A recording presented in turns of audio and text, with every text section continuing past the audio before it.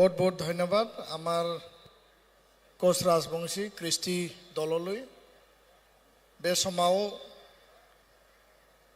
बिबुंथि लाखिगोन आमार सम्मानीय स्पेशल गेस्ट और आजिर आमार कारणे जेहेतु आमार केंद्रीय शिक्षा मंत्री आहिब नोवारिले डॉक्टर रनज पेगु डांगरिया অসমৰ শিক্ষা মন্ত্ৰী ডাঙৰীয়া তেখেতে আমাৰ মুখ্য অতিথি আৰু বড় ছাত্ৰ ছাত্ৰী আৰু ইয়াত বসবাস কৰা আন মাধ্যমৰ ছাত্ৰ ছাত্ৰী বিভিন্ন জাতি জনগোষ্ঠীৰ ছাত্ৰ ছাত্ৰী একেলগে ইয়াত উপস্থিত আছে যাহাতে আমি আগুৱাই যাওঁতে সকলো দিশত ছাত্ৰ ছাত্ৰীৰ ভৱিষ্যত কি ধৰণে আমি আগবাঢ়ি যাব লাগে আৰু শিক্ষামন্ত্ৰী ডাঙৰীয়া সদায়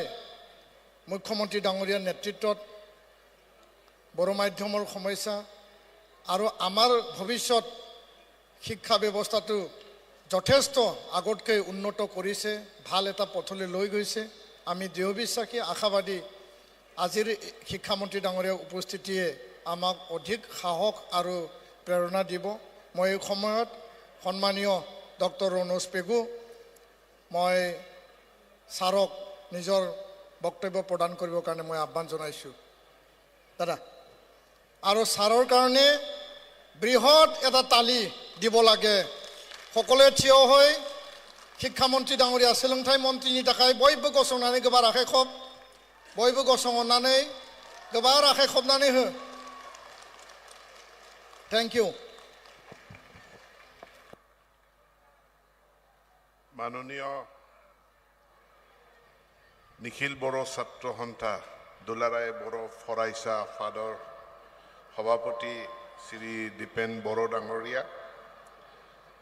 आमार माजत उपस्थित थका सदৌ অসম छात्र सन्थार उपदेष्टा माननीय समुज्जल भट्टाचार्य डांगरिया Sudhir Kumar director Capacity Building and Public Outreach of ISRO, Indian Space Research Organization, Sudhir Kumar Dangoria. Amar major উপস্থিত থকা মহৰ্ষি বাল্মীকি সংস্কৃত বিশ্ববিদ্যালয়ৰ উপাচাৰ্য প্ৰফেসৰ ৰমেশ ভৰদ্বাজ ডাঙৰীয়া সাংসদ মাননীয় শ্ৰীযুত জয়ন্ত বসুমতাৰী ডাঙৰীয়া বড়ো সাহিত্য সভাৰ মাননীয় নীলকান্ত গয়াৰী ডাঙৰীয়া প্ৰশান্ত বড়ো ডাঙৰীয়া পদ্মশ্ৰী অনিল বড়ো ডাঙৰীয়া আমাৰ মাজত উপস্থিত থকা বড়োলেণ্ড বিশ্ববিদ্যালয়ৰ পঞ্জীয়ক সুবুং বসুমতাৰী ডাঙৰীয়া আৰু ইয়াত উপস্থিত থকা নিখিল বড়ো ছাত্ৰ সন্থাৰ কেন্দ্ৰীয় সমিতিৰ নেতৃবৃন্দ বড়ো সাহিত্য সভাৰ কাৰ্যকৰ্তাসকল বিভিন্ন মহাবিদ্যালয়ৰ অধ্যক্ষ অধ্যাপক প্ৰবক্তাসকল বিশিষ্ট নাগৰিকসকল মই সকলোৰে নাম লোৱা নাই ক্ষমা কৰিব আৰু মোৰ প্ৰিয় ছাত্ৰ ছাত্ৰী সমবেত ৰাইজ সাংবাদিক বন্ধু বান্ধৱীসকল সকলোকে নমস্কাৰ খুলুমবাই এটা নিৰ্দিষ্ট টপিকৰ ওপৰত আজি আলোচনা চক্ৰ গতিকে আলোচনা চক্ৰৰ হ'ব মুকলি সভাও হ'ব নিখিল বড়ো ছাত্ৰ সন্থাৰ এই 57 সংখ্যক যে অধিৱেশনলৈ মই শুভেচ্ছা জ্ঞাপন কৰিছোঁ আলোচনাৰ টপিকটো দুটা শব্দত যদি মই কওঁ ইউথ এম্পাৱাৰমেণ্ট আৰু আজিৰ পৰিস্থিতিত ইউথ এম্পাৱাৰমেণ্ট কথাটো বুজিবলৈ হ'লে মই প্ৰথমে আপোনালোকক এটা কথা সোঁৱৰাই দিব লাগিব ৰিমাইণ্ড কৰি দিব লাগিব যে আজি আমি ভাৰতবৰ্ষত তিনিটা বৃহৎ ঐতিহাসিক আমি ট্ৰেনজিশ্যনৰ মাজত আছোঁ ৰূপান্তৰৰ মাজত আছোঁ We are at a crossroad, not one, but three important crossroads. First, বহুত দিনৰ অনুন্নয়নৰ পাছত আমি উন্নয়নত এটা বৃহৎ জাপ মাৰিবলৈ সক্ষম হৈছো After a long period of stagnation in terms of development, we are taking a big leap towards Viksit Bharat. Kokrajharar nisina nagarot এখন নহয় দুখন বিশ্ববিদ্যালয় মেডিকেল কলেজ CIT যিফালেই যায় সেইফালেই ফ্লাইওভাৰ বন্দে ভাৰত এক্সপ্ৰেছ অমৃত ভাৰত এক্সপ্ৰেছ এই গোটেইবিলাকে এইটো এক্সপ্লেইন কৰি দিয়ে যে আমি ডেভেলপমেন্ট প্যাৰামিটাৰত এটা বৃহৎ জাম্প এটা লিপ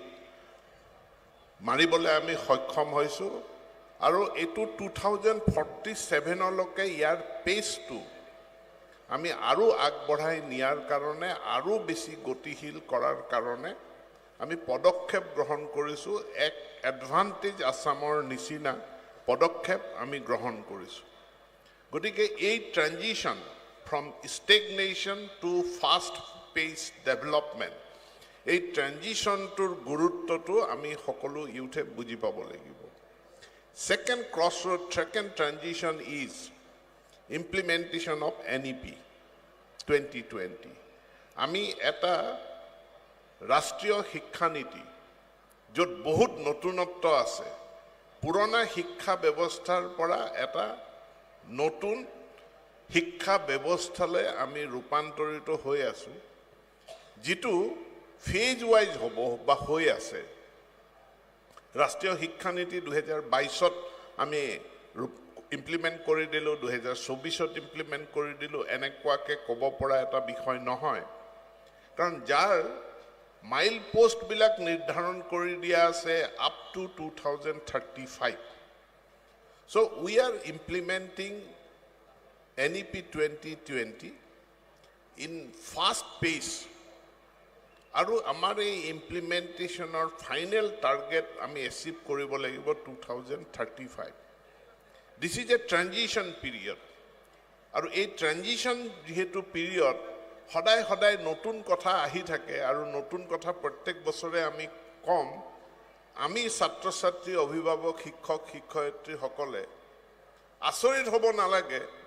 যে নতুন কথা কৈছে আজিও মই কেইটামান নতুন কথা কম কাৰণ এটো এটা ট্ৰানজিশন পিৰিয়ড যিসকলে NEP 2020 থৰলি ষ্টাডি কৰিছে তেওঁলোকে জানে যিসকলে থৰলি ষ্টাডি কৰা নাই তেওঁলোকে ভাবিব পাৰে চৰকাৰে নতুন নতুন কথা উলিয়াই আছে এটো এটা transition phase very important third গোটেই পৃথিৱীৰ মানৱ জাতিৰ ইতিহাসত প্ৰযুক্তি টেকনলজি ই এটা বৃহৎ জাপ মাৰিছে আমি স্কুলত পঢ়িছো যে ফ্লাইং শাটল তাৰ দ্বাৰা ফাৰ্স্ট ইন্ডাষ্ট্ৰিয়েল ৰিভলিউশন হৈছিল ইংলেণ্ডত টেক্সটাইল ইন্ডাষ্ট্ৰিৰ দ্বাৰা প্ৰথম ইন্ডাষ্ট্ৰিয়েল ৰিভলিউশন হৈছিল তাৰ পাছত ইলেক্ট্ৰিচিটি আহিলে টেলিফোন আহিলে সেকেন্ড ইন্ডাষ্ট্ৰিয়েল ৰিভলিউশন হল তাৰ পাছত কম্পিউটাৰ আহিলে কলে এটো থাৰ্ড ইন্ডাষ্ট্ৰিয়েল ৰিভলিউশন থাৰ্ড ইন্ডাষ্ট্ৰিয়েল ৰিভলিউশনৰ পাছত সেই কম্পিউটাৰৰ জৰিয়তে অটোমেশন আহিল আৰ্টিফিশিয়াল ইন্টেলিজেন্স আহিল কিছে কোৱা হৈছে ফোৰ্থ ইন্ডাষ্ট্ৰিয়েল ৰিভলিউশন এন্ড আমি এতিয়া ফোৰ্থ ইন্ডাষ্ট্ৰিয়েল ৰিভলিউশনত যেতিয়া থিয় হৈ আছো ফোৰ্থ ইন্ডাষ্ট্ৰিয়েল ৰিভলিউশন ইন্ডাষ্ট্ৰি 4.0 বুজিবৰ কাৰণে আমি চেষ্টা কৰি আছো আৰ্টিফিশিয়াল ইন্টেলিজেন্স বুজিবৰ কাৰণে চেষ্টা কৰি আছো সেই সময়তে সাইন্টিস্ট ইন্ডাষ্ট্ৰিয়েলিস্ট একাডেমিচিয়ান বিলাকে কবলে আৰম্ভ কৰিছে যে fifth industrial revolution has taken place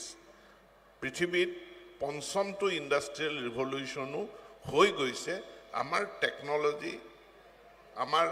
intelligence ই আৰু এটা স্টেপ আগুৱাই গৈছে so টেকনলজিক্যালি entire human ৰেস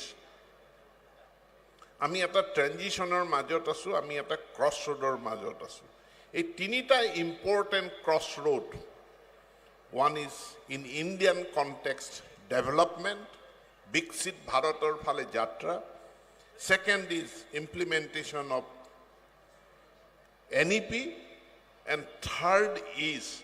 the technology shift এই তিনিটা ক্ৰছ ৰোডত থিয় হৈ আমি ইউথ এম্পাৱাৰমেণ্টৰ কথা আমি বিবেচনা কৰিব লাগিব ইউথ এম্পাৱাৰমেণ্ট এতিয়াৰ কনটেক্সটত ভেৰি চিম্পুলকৈ যদি মই ক'ব লাগে তেতিয়া মই আকৌ দুটা শব্দত ক'ম ইউথ এম্পাৱাৰমেণ্ট কৰিবৰ কাৰণে দুটাই বস্তু লাগে one is knowledge another is skill আমাৰ যিটো পুৰণা এডুকেশ্যন চিষ্টেম আছিল এডুকেশ্যন চিষ্টেমটো আছিল নলেজ বেছড টেক্সট বুক পঢ়িব লাগে মুখস্থ কৰিব লাগে আৰু তাত যি নলেজ আছে নলেজ মানে ইনফৰমেশ্যন সেই ইনফৰমেশ্যনখিনি মেমৰাইজ কৰিব লাগে তাৰপাছত পৰীক্ষাত বহিব লাগে পৰীক্ষাত যি কুৱেশ্যন আহে তাৰ উত্তৰ লিখিব লাগে আৰু তাৰপাছত ৰিজাল্ট দিলে কোনোবাই ফাৰ্ষ্ট ডিভিজন কোনোবাই second division it is that simple এতিয়া নলেজ আছে ইনফৰমেশ্যন আছে কিন্তু স্কিল নাই আজি যিসকলে কৰ্পৰেট ৱৰ্ল্ডেই হওক বা ইভেন গভৰ্ণমেণ্ট ছেক্টৰেই হওক যেতিয়া এমপ্লয়মেণ্টৰ কথা আহিব অকল নলেজ এণ্ড ইনফৰমেশ্যনটো নাচাই স্কিলটো চায় আৰু স্কিল বুলি যেতিয়া কওঁ স্কিল সম্পৰ্কে আমাৰ বহুতৰে যি ধাৰণা আছে ধাৰণাটো একেবাৰে ভুল ৰং কনচেপশ্যন এবাউট স্কিল আমাৰ বহুতৰে ধাৰণা skill is something to do with ৰাজমিস্ত্ৰী কাঠ মিস্ত্ৰী যোনে পঢ়া শুনা নোৱাৰিলে যোনে ড্ৰপ আউট হৈ গ'ল তেওঁলোকৰ কাৰণে ভকেশ্যনেল কিবা কিবি কোৰ্চ শিকোৱাটোহে স্কিল বুলি পেলাই আমাৰ মানুহৰ ধাৰণা আছে কিন্তু স্কিল মানে এই ভকেশ্যনেল কোৰ্চ নহয় এতিয়া আমি এই টেকনলজি শিফটৰ কাৰণে যি 21st চেঞ্চুৰীত সোমাইছোঁ এই 21st চেঞ্চুৰীত 21st চেঞ্চুৰীত জীয়াই থাকিবৰ কাৰণে ইয়াত কাম কৰিবৰ কাৰণে ইয়াত প্ৰাসংগিক হোৱাৰ কাৰণে উই নিড 21st চেঞ্চুৰী স্কিল তো 21st চেঞ্চুৰী স্কিল কি creative thinking critical thinking collaboration communication problem solving এইবিলাক হ'ল 21st চেঞ্চুৰী স্কিল আপুনি বুৰঞ্জীৰ বহুত কথা জানে কোন যুদ্ধ কেতিয়া হৈছিলে কোন ৰজা আছিল কোন মহাৰজা আছিল কোন যুদ্ধত কিমান মানুহ মৰিছিল এইবিলাক কথা আপোনাৰ মুখস্থ আছে কিন্তু আপোনাৰ ক্ৰিয়েটিভ থিংকিং কেপাচিটি নাই এটা বস্তু ক্ৰিটিক্যালি জাজ কৰাৰ আপোনাৰ কেপাচিটি নাই তেতিয়াহ'লে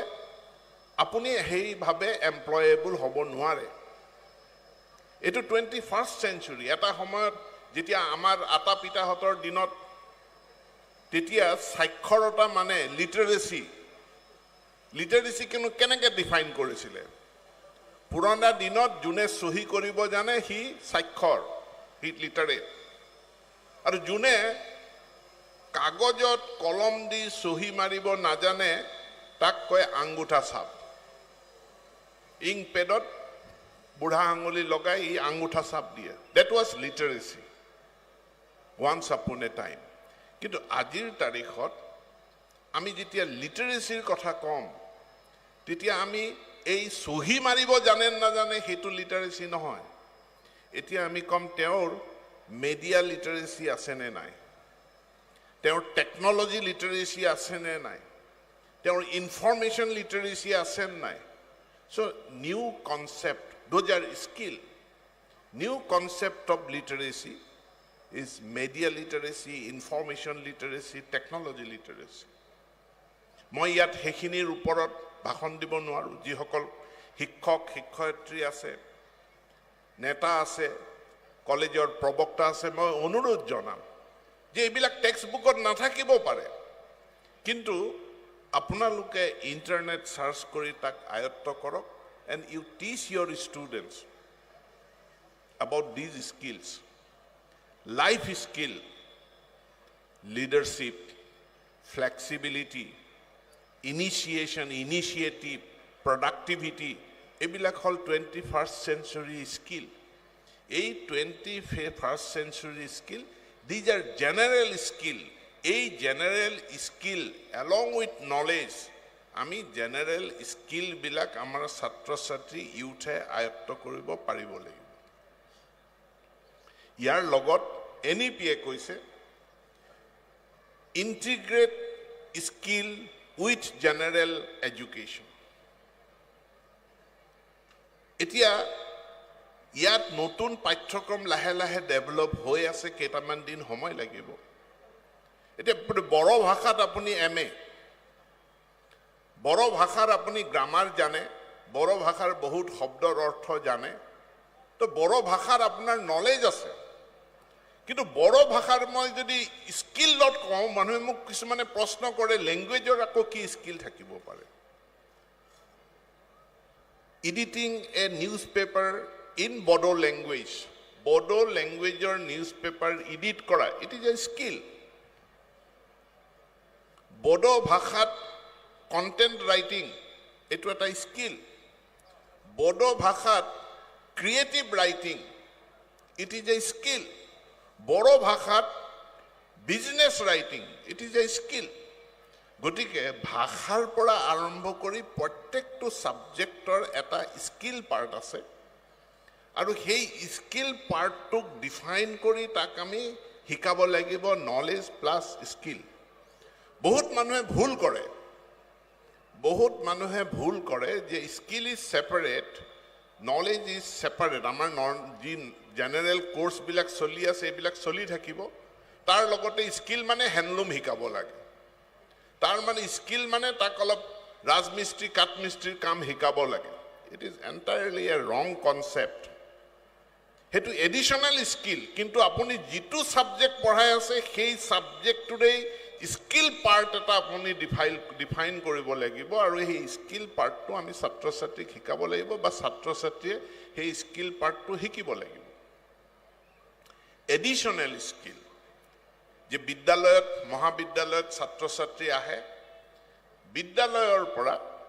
তেওঁলোকে ক্লাস 10 পাস কৰা সাৰ্টিফিকেটখন উলাই যায়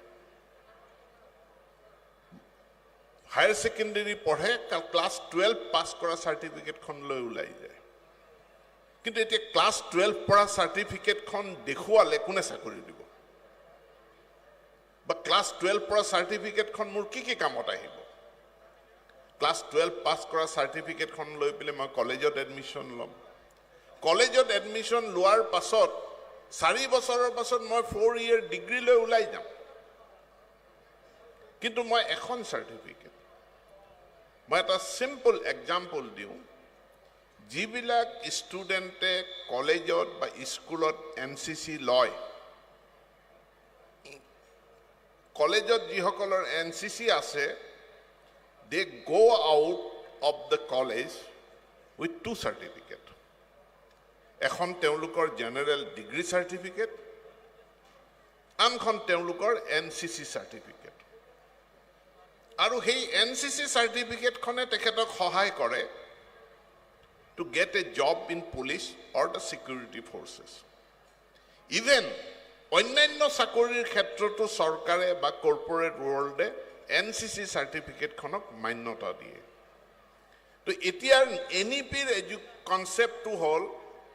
যে ষ্টুডেন্টে যেতিয়া কলেজ বা মহাবিদ্যালয়ৰ পৰা পাস কৰি উলাই যায় তেওঁলোকে এখন সাৰ্টিফিকেট নহয় যিমান পাৰে হিমান সাৰ্টিফিকেট লৈ উলাই যাব লাগে অৰ্থাৎ তেওঁলোকৰ এডিশনাল যিবিলাক কোৰ্স সেই এডিশনাল কোর্স বিলাক হেতু স্কিল কোর্সেই বেশি নন স্কিল কোর্সও আছে এই এডিশনাল কোর্স বিলাক অধ্যয়ন কৰি উলাই যাব লাগিব পুৰণা এটা কনসেপ্ট আছে যে শিক্ষকে যেটো শিকাব ছাত্ৰ ছাত্ৰীয়ে হেতুৱে শিকিব teacher will whatever the teacher will teach students will learn এতিয়াৰ এনইপিৰ কনসেপ্টত স্টুডেন্টসক ফ্ৰিডম দিয়া হৈছে এনইপি ইজ স্টুডেন্ট সেন্ট্ৰিক স্টুডেন্টে কিমান শিকিব পাৰে এটো স্টুডেন্ট জনৰ ক্যাপাসিটিৰ ওপৰত কথা স্টুডেন্ট জনে কিমান নলেজ কিমান স্কিল কিমান সাৰ্টিফিকেট কলেজ ইউনিভাৰ্চিটিৰ পৰা পিক আপ কৰিব পাৰে it is up to the students আৰু তাৰ কাৰণে গভৰ্ণমেণ্টে এটা ছিষ্টেম কৰিছে যে apart from the normal courses offered by the university Swayam portal যিটো গভৰ্ণমেণ্ট অফ ইণ্ডিয়াৰ মিনিষ্ট্ৰী অফ এডুকেশ্যনে তৈয়াৰ কৰিছে স্বয়ং পোৰ্টেলত অনলাইন কোৰ্চেছ এভেইলেবল আৰু ক্লাছ 9ৰ পৰা আৰম্ভ কৰি পিজি লৈকে অনলাইন কোৰ্চ এভেইলেবল আৰু তাক সম্পূৰ্ণ মান্যতা দিছে তাৰ নিজস্ব SOP আছে তাৰ গাইডলাইন আছে এতিয়া মেট্ৰিকত সাবজেক্ট কেইটা 5+1 ছটা হায়াৰ সেকেন্ডাৰীত সাবজেক্ট কিমান 5+1 ছটা ইউনিভাৰ্চিটিলৈ গলো কলেজত গলো সাবজেক্ট কেইটা বোলে এটা মেজৰ দুটা মাইনৰ তিনটা আপোনালোক আচৰিত নহব ছাত্ৰ ছাত্ৰীসকল স্বয়ং পোৰ্টেলত ভাৰত চৰকাৰে প্ৰদান কৰা কোৰ্সৰ সংখ্যা আকৌ কৈছো স্বয়ং পোৰ্টেলত ভাৰত চৰকাৰে প্ৰদান কৰা কোৰ্সৰ সংখ্যা 14500 আপোনাৰ কলেজত তিনটা কোৰ্স এটাই ডিগ্ৰী কিন্তু 14,000 courses are available in the Swayam portal. একেদিন ৰিভিউ কৰোতে দেখা গৈছে যে অসমত স্বয়ং পোৰ্টেলত ৰেজিষ্টাৰ কৰা ছাত্ৰ ছাত্ৰীৰ সংখ্যা অৰ্থাৎ স্বয়ং পোৰ্টেলৰ পৰা সাৰ্টিফিকেট তাত কোৰ্স কৰা ছাত্ৰ ছাত্ৰীৰ সংখ্যা অসমত only 6%. কিন্তু বেলেগ ষ্টেটত এটো বহুত কিছুমান ষ্টেট আগবাঢ়ি গৈছে তেওঁলোকৰ 30% হৈ গৈছে কিন্তু অসমত 6%.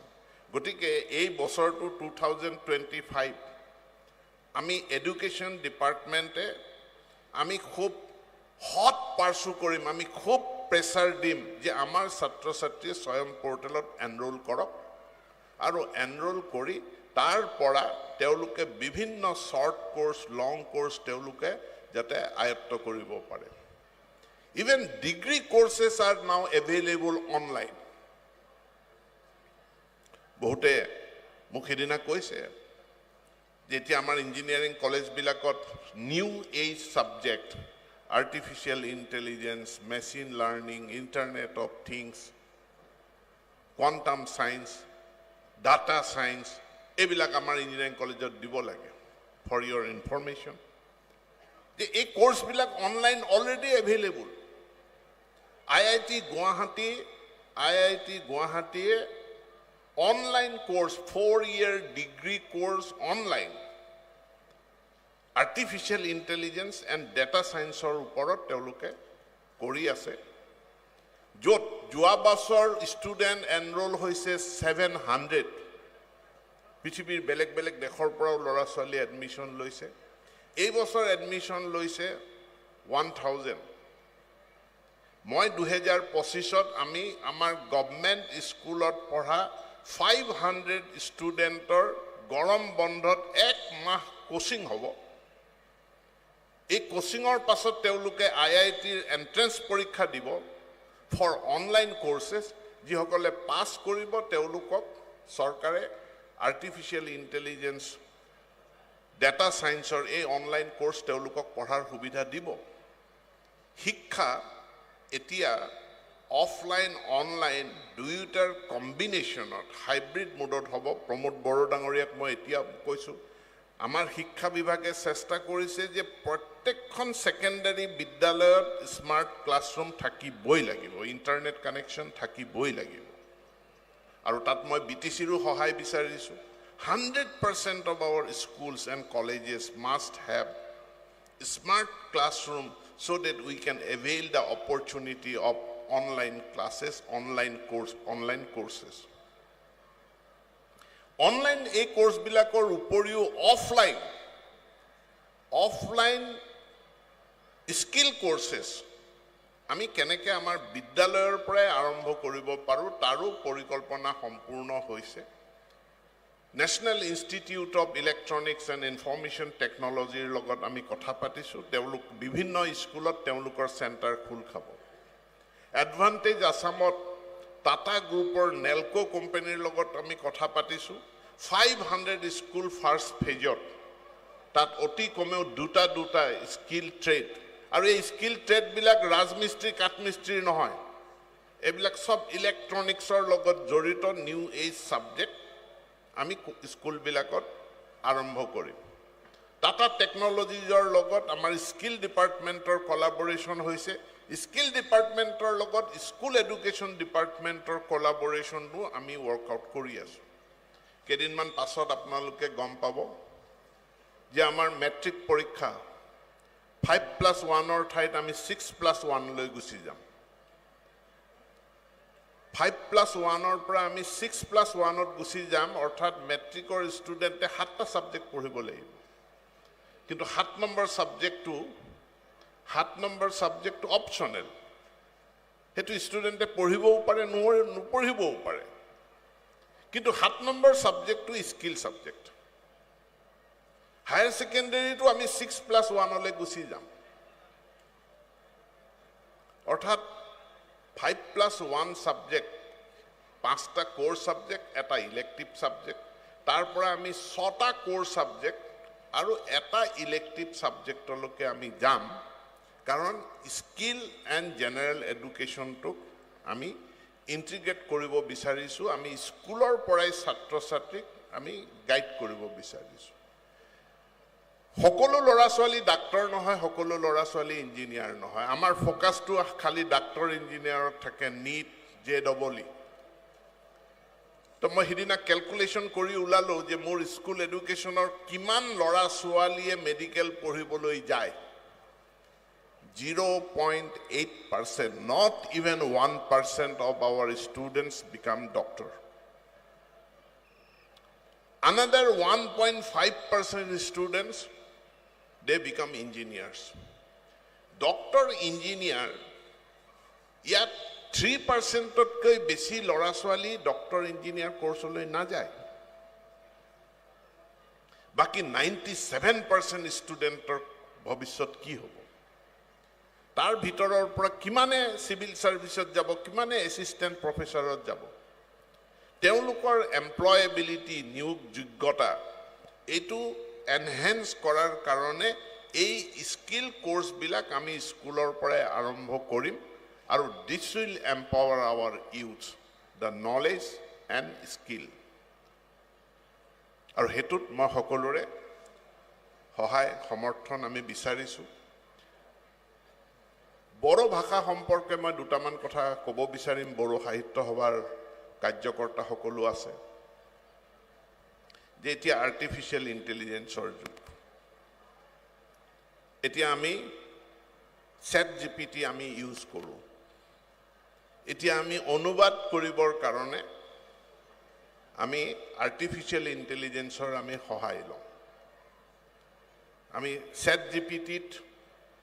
অসমীয়া টু ইংলিশ টু অসমীয়া আৰু মই মাজে মাজে ট্ৰাই কৰি চাওঁ যে বড়ো ভাষালৈ ট্ৰান্সলেশন এদিন মই চ্যাট জিপিটিত ইংৰাজীৰ পৰা বড়ো ভাষালৈ ট্ৰান্সলেশন কৰিব দিলো 1 সেকেন্ডৰ ভিতৰত মোক ট্ৰান্সলেশন কৰি দিলে তাৰ পিছত মই ইউজি ডাক দিলো যে দাদা এটো চাই দিয়কচোন ট্ৰান্সলেশনটো শুদ্ধ হৈছে নে নাই হেদিনা কলে মাত্ৰ এটা ভুল আছে বাকি সব কাৰেক্ট কেদিনমান পাছত মই আকৌ ট্ৰান্সলেশন কৰিব দিলো কৰি দি আকৌ মই ইউজি ডাক দেখুৱালো যে এটো চাই দিয়কচোন কেনেকুৱা ট্ৰান্সলেশন কৰিছে চ্যাট জিপিটিয়ে তেতিয়া তেওঁ কলে এটো মাইকো মাথা মুণ্ড হোৱা নাই কৈছে মানে ট্ৰান্সলেশনটো হোৱা নাই গোটেই বস্তুটো হল এটা ইভলভিং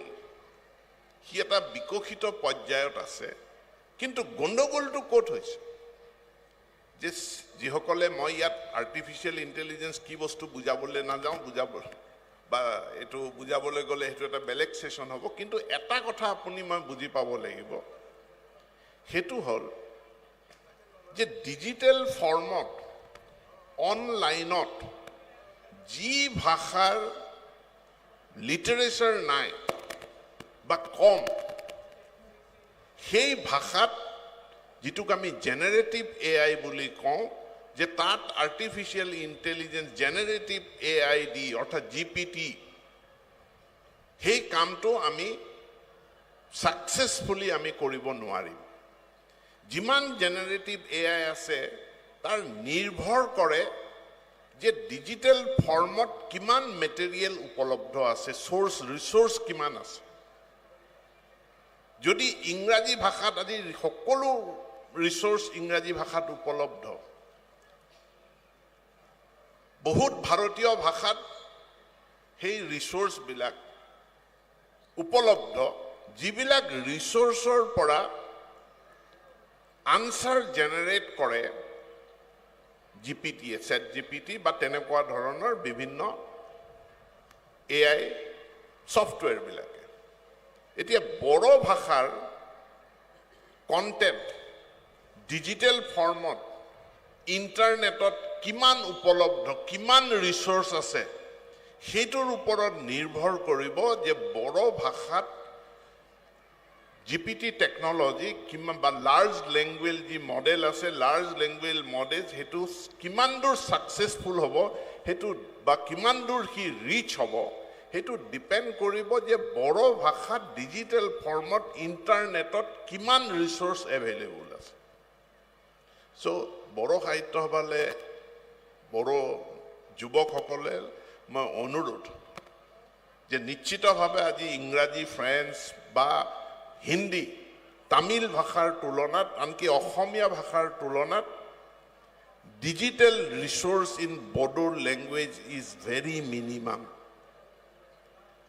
এই ডিজিটেল ৰিসোৰ্সটো বঢ়াব লাগিব বঢ়াবলৈ হলে মানুহে কিতাপ লিখিব লাগিব কিতাপবিলাক ট্ৰান্সলেট কৰিব লাগিব অনুবাদ কৰাৰ কাৰণে বহুত ডাঙৰ ডাঙৰ সাকসেসফুল খুব ভাল সফটওয়্যাৰ আহি গ'ল এতিয়া অনুবাদ মানে কেৱল ডিকশনাৰী কাগজ কলম নহয় অনুবাদ মানে অনুবাদ ট্ৰান্সলেশন কৰিবৰ কাৰণে এতিয়া সফটওয়্যাৰ আহিলে অনুবাদিনী ভাষিনী প্লাস যিবিলাক GPT আছে GPT সফটওয়্যাৰ কিন্তু যেতিয়ালৈকে হিউম্যান ট্ৰান্সলেশন আমি ভলিউমটো নাবাঢ়িব তেতিয়া টেকনলজিৰ ট্ৰান্সলেশনটো শক্তিশালী নহব টেকনলজিৰ দ্বাৰা ট্ৰান্সলেশন সফটওয়্যাৰৰ দ্বাৰা ট্ৰান্সলেশনটো শক্তিশালী হ'ব যদি তাৰ আগতে হিউম্যানৰ দ্বাৰা মানুহৰ দ্বাৰা ট্ৰান্সলেশনৰ যিটো ৰিসোৰ্স ভাণ্ডাৰ সেই ভাণ্ডাৰটো যদি শক্তিশালী নহয় মই ভাবো বড়ো সাহিত্য সভাই অসমৰ ভাৰতবৰ্ষৰ পৃথিৱীৰ যিমান গুৰুত্বপূৰ্ণ কিতাপ আছে সেই কিতাপবিলাক ট্ৰান্সলেট কৰি পেলাব লাগে বড়ো ভাষালৈ কোনে পঢ়িব কোনে নপঢ়িব হেতুতকৈ প্ৰথম কথাটো হ'ল যে এটো ডিজিটেল কন্টেন্ট হিচাপে এটো আৰ্টিফিশিয়াল ইন্টেলিজেন্সৰ কাৰণে ৰিসোৰ্স হিচাপে দিস উইল হেল্প ইয়াক আমি ইন্টাৰনেটত উপলব্ধ কৰাব লাগে কিতাপ হিচাপে পাবলিশ হয় নে নহয় মই নাজানো নকৰিলেও হ'ব কিন্তু তাৰ ডিজিটেল ভাৰ্সনটো ইন্টাৰনেটত হি উপলব্ধ হ'ব লাগিব যাতে it becomes a resource for large language module যিসকলে বনাই আছে তেওঁলোকৰ কাৰণে এটো ৰিসোৰ্স হ'ব পাৰে আমি সেই কাৰণে টেকনিক্যাল কিতাপবিলাক আমি ট্ৰান্সলেশন কৰি আছো মেডিকেল সায়েন্সৰ কিতাপ আমি অসমীয়ালৈ অনুবাদ কৰিছো ইঞ্জিনিয়াৰিং কলেজৰ কিতাপ অসমীয়ালৈ অনুবাদ কৰিছো এতিয়া পলিটেকনিক ইঞ্জিনিয়াৰিং কলেজৰ ল'ৰা ছোৱালীয়ে পঢ়িব নপঢ়ে মই নাজানো কিন্তু তেওঁলোকে পঢ়াক বা নপঢ়ক this will be digital content for artificial intelligence মানুহে প্ৰশ্ন কৰিলে তাৰ উত্তৰ ইন্টাৰনেটৰ জৰিয়তে বা এই সফটওয়্যাৰ বিলাকৰ জৰিয়তে মানুহে যাতে আনসাৰ পাব পাৰে এটো আমি এটা কমপ্লিটলি টেকনলজি শিফটৰ কাৰণে এটা নতুন যুগত আমি প্ৰৱেশ কৰিছো আৰু এই যেটো ট্ৰানজিশন এই নতুন যুগটোত আমি আয়ত্ত কৰিব লাগিব আমি পৃথিৱীৰ বাকি দেশ বাকি জাতি বাকি ভাষাসমূহৰ লগত সমানে সমানে আমি দৌৰিব পাৰিব লাগিব আৰু যেহেতু এইটো এটা ট্ৰানজিশন তিনটা বিশেষ ক্ৰছ ৰোডত আমি আছো one is Viksit Bharat তাৰ কাৰণে big leap forward number 2 implementation of NEP number 3 technology shift yet over ৰাতিয়ে দিনে আমি সকলোৱে কাম কৰিলে আৰু truly knowledge and skill এই দুইটা কম্বাইন কৰিব পাৰিলে তাক knowledge and skill তাক ইন্টিগ্ৰেট কৰিব পাৰিলে তাৰ মাধ্যমেৰেহে আমি ইউথক এম্পাৱাৰ কৰিব পাৰিম আৰু সেই দিশত আমাৰ এডুকেশ্যনেল ইনষ্টিটিউচন বিলাকক কাম কৰিবলৈ আহ্বান জনায় এপছো আৰু বাকি ছাত্ৰ সংগঠনসমূহকো সেই দিশত কাম কৰিবলৈ আহ্বান জনায় মই মোৰ বক্তব্য ইয়াতে সামৰণি মাৰিছো ধন্যবাদ গজেন্দ্ৰন বহুত বহুত ধন্যবাদ সন্মানীয় অসমৰ শিক্ষা মন্ত্ৰী আমাৰ সকলোৰে আদৰৰ জনজাতীয় জনগোষ্ঠীয় সংগ্ৰামৰ মাজেদি আহি পেলাই আজি অসমৰ শিক্ষা মন্ত্ৰীৰ গুৰু দায়িত্ব পালন কৰি পেলাই আমাৰ এই মঞ্চত ইউথ আৰু এডুকেশ্যন বৰ্তমানৰ এই সন্ধিখনত এই কালক্ৰমত তিনটা ক্ৰছ ৰোডৰ মাজেদি নৱপ্ৰজন্ম আৰু ছাত্ৰ ছাত্ৰীক আগুৱাই যাবৰ কাৰণে তেওঁ আমাক প্ৰেৰণা যোগাইছে যে আমি ৰাষ্ট্ৰীয় শিক্ষানীতি টেকনলজিকেল শিফটিং আৰু যি আৰ্টিফিচিয়েল ইণ্টেলিজেন্সৰ এটা বিষয় আহি পৰিছে ইয়াত আমি কেনেকৈ আগুৱাই লৈ যাওঁ সেই বিষয়বস্তুবিলাক যথেষ্ট গভীৰ আৰু যথেষ্ট ইয়াত পৰ্যালোচনা আলোচনা হ'ব লাগিব ভালকৈ সজাগতা বৃদ্ধি এৱাৰনেছ কৰিব লাগিব আৰু সন্মানীয় শিক্ষামন্ত্ৰী ডাঙৰীয়াই আজি এই মঞ্চত আহি পেলাই আমাৰ এই যে সভাৰ যে এটা বাৰ্তা দিলে তাৰ কাৰণে মই ধন্যবাদ জ্ঞাপন কৰিছোঁ আৰু সকলোকে এটা বৃহৎ হাত চাপৰি পেলাই মন্ত্ৰী ডাঙৰীয়াক পুনৰ ধন্যবাদ জ্ঞাপন কৰাৰ কাৰণে মই আহ্বান জনাইছোঁ दा बे समाव जोंनि आलासिफोरा आरो साथामल'सो दङ गुसुं गुसुं बिबुंथि लाखिगोन जायफोरा ओंखाम जाखांबाय बिथांमोना फैफिन आरो जायफोरा जायाखै एसे एसे थां खेबसेयैनो थांजोबोब्ला बे जेंना नुजागोन आरो सियारा लांदां जागोन बेयाव प्राय 40,000 सियार दङ दा बेखौ बुंहोजोबनांगौआ सम्भब नङा जोंनि फरायसा फरायसुलिफ्रा 15,000 फैदों बेखायनो आं खावलायगोन खेबसेनो सिखारजोबनाङा सिफ्ट वाइसआव जायफोरा ओंखाम जाखांबाय बिथांमोना फैफिन आरो जायफोरा ओंखाम जायाखै बिसोरो लासै लासै थांनो हागोन जोंनि आलासिफोर दङ साब्रै आलासि बेनि उनावनो जोंहा सासे गेदेमा आलासि बिथाङा बिबुंथि लाखिगोन आरो भुटाननि जोंहा मोसाखावरि दङ जोंनि खाथिनि हादोर भुटाननिफ्राय मोसाखावरि हान्जा फैदों बिथांमोना मोसानाय दिन्थिफुंगोन बयबो जिरायनो थाखाय खावलायबाय मानगोनां आफादगिरि आरो मानगोनां आलासि आरो मानगोनां रायजो राजा नोंथांमोन सामलायगिरि आफादगिरिनि बिथोन बायदियै फिन आङो थाबावनाय आलासि बिथांमोननि सिनायथि होनाय आरो फेलिसिटेसन बे हाबाफारिखौ आङो मावफुंनो सिगांदों In this today's auspicious occasion, we have here invited guests from Bhutan also, Mr. Dawa Fenjer. He is General Secretary of Bhutan India Friendship Association, Galefu chapter. Please, I would like to introduce him, and I would like welcome with Arunai. And memento ko labu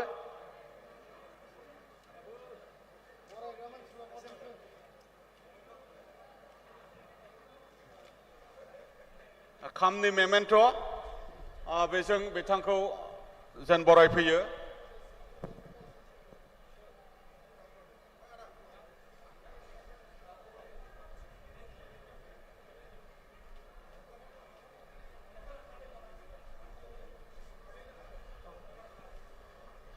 since a long back, we, All Bota Students Union and Bhutan India Friendship Association, jointly and togetherly working for our friendship and our upliftment, our relationship. Thank you, sir, for coming here and accepting our felicitation. And another guest from Bhutan, Captain Karma Dandap. Captain Karma Dandap, Bhutan Police, Policer, Bitangkuba Gangse Aronai, Kamne Mementism, Boraneta Kanga Gure Kaulai Bai. Besumawara Anga Sinaiti Hana Sigangdang, Krishna Gopal Basumotari, Principal UN Academy, and Director UN Academy, Bitangku Gang Saronajang, Boraneta Kanga Gure Kaulai Bai. Manoj Kumar Brahma, Dr. Manoj Kumar Brahma, Principal Pokiragram College, Bitangku Gang Saronajang Borane Kaulai Bai. Dr. Zogen Boro, Principal Tamurbur College, Bitangku Gangse. Arunachal Borane Takang Guri Kaulai Bai. Goresar College of Harmonio Principal Dr. Pramod Medhi. Sarako Ekon Aroner Adroni Zanabakane Mo Honorot Kurisu.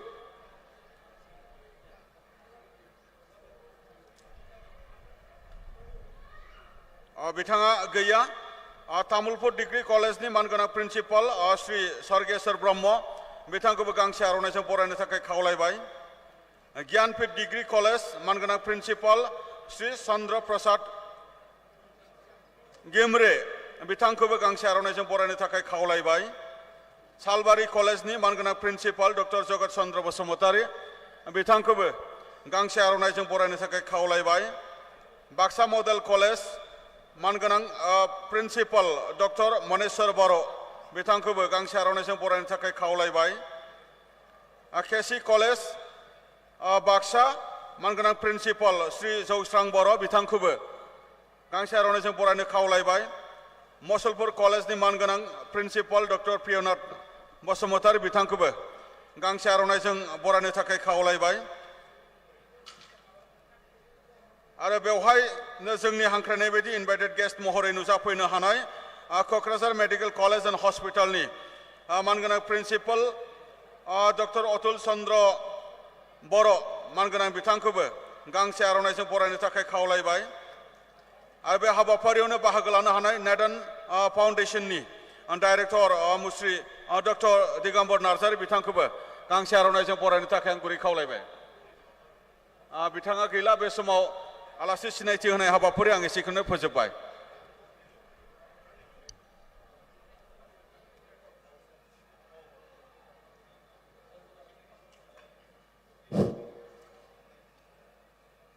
Besomao,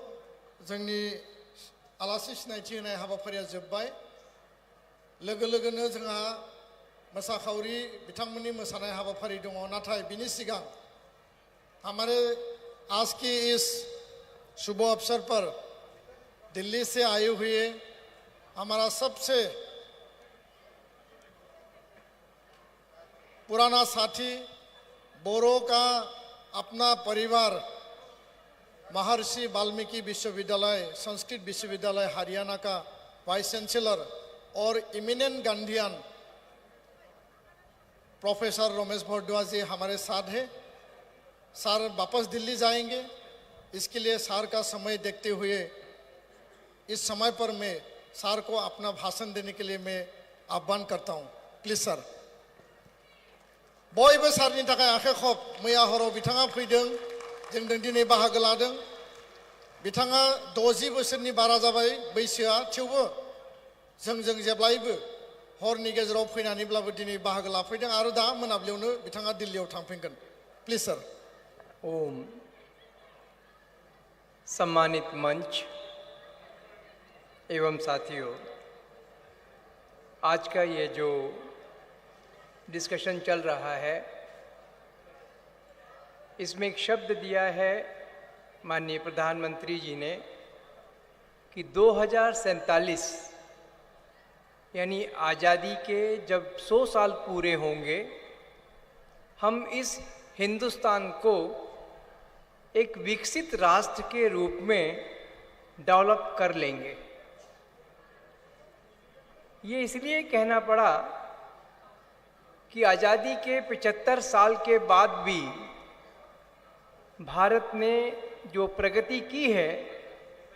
बहुत प्रगति की है। आज़ादी के वक्त 2% अंग्रेजी जानने वाले लोग भारत को विकसित कहते थे। आज आज़ादी के 75 साल के बाद वो 2% यूरोसेंट्रिक, वेस्टर्न एजुकेशन एजुकेटेड अंग्रेजीदा लोग आज 6 या 7% हो गए हैं।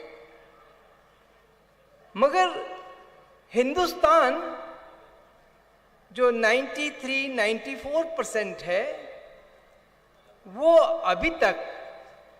विकास का आनंद ले नहीं पाया, समाज विकसित नहीं हुआ। मुझे याद है कि जब मैं दिल्ली यूनिवर्सिटी में प्रोफेसर था, शिक्षा नीति बनाने की बात चली तो हम लोगों ने बहुत मीटिंग्स, कॉन्फ्रेंसेस की, तब जाकर ये नेशनल एजुकेशन पॉलिसी NEP 2020 आई। इसका उद्देश्य सिर्फ एक है कि हमको इस भारत को विकसित राष्ट्र कैसे बनाना है, और उसका जो इंस्ट्रूमेंट बनेगा, आधार बनेगा, वो बनेगी राष्ट्रीय शिक्षा नीति 2020। 2020 में अभी माननीय शिक्षा मंत्री जी बोल रहे थे, उद्देश्य है भारत विकसित राष्ट्र, साधन हमारे पास शिक्षा नीति है।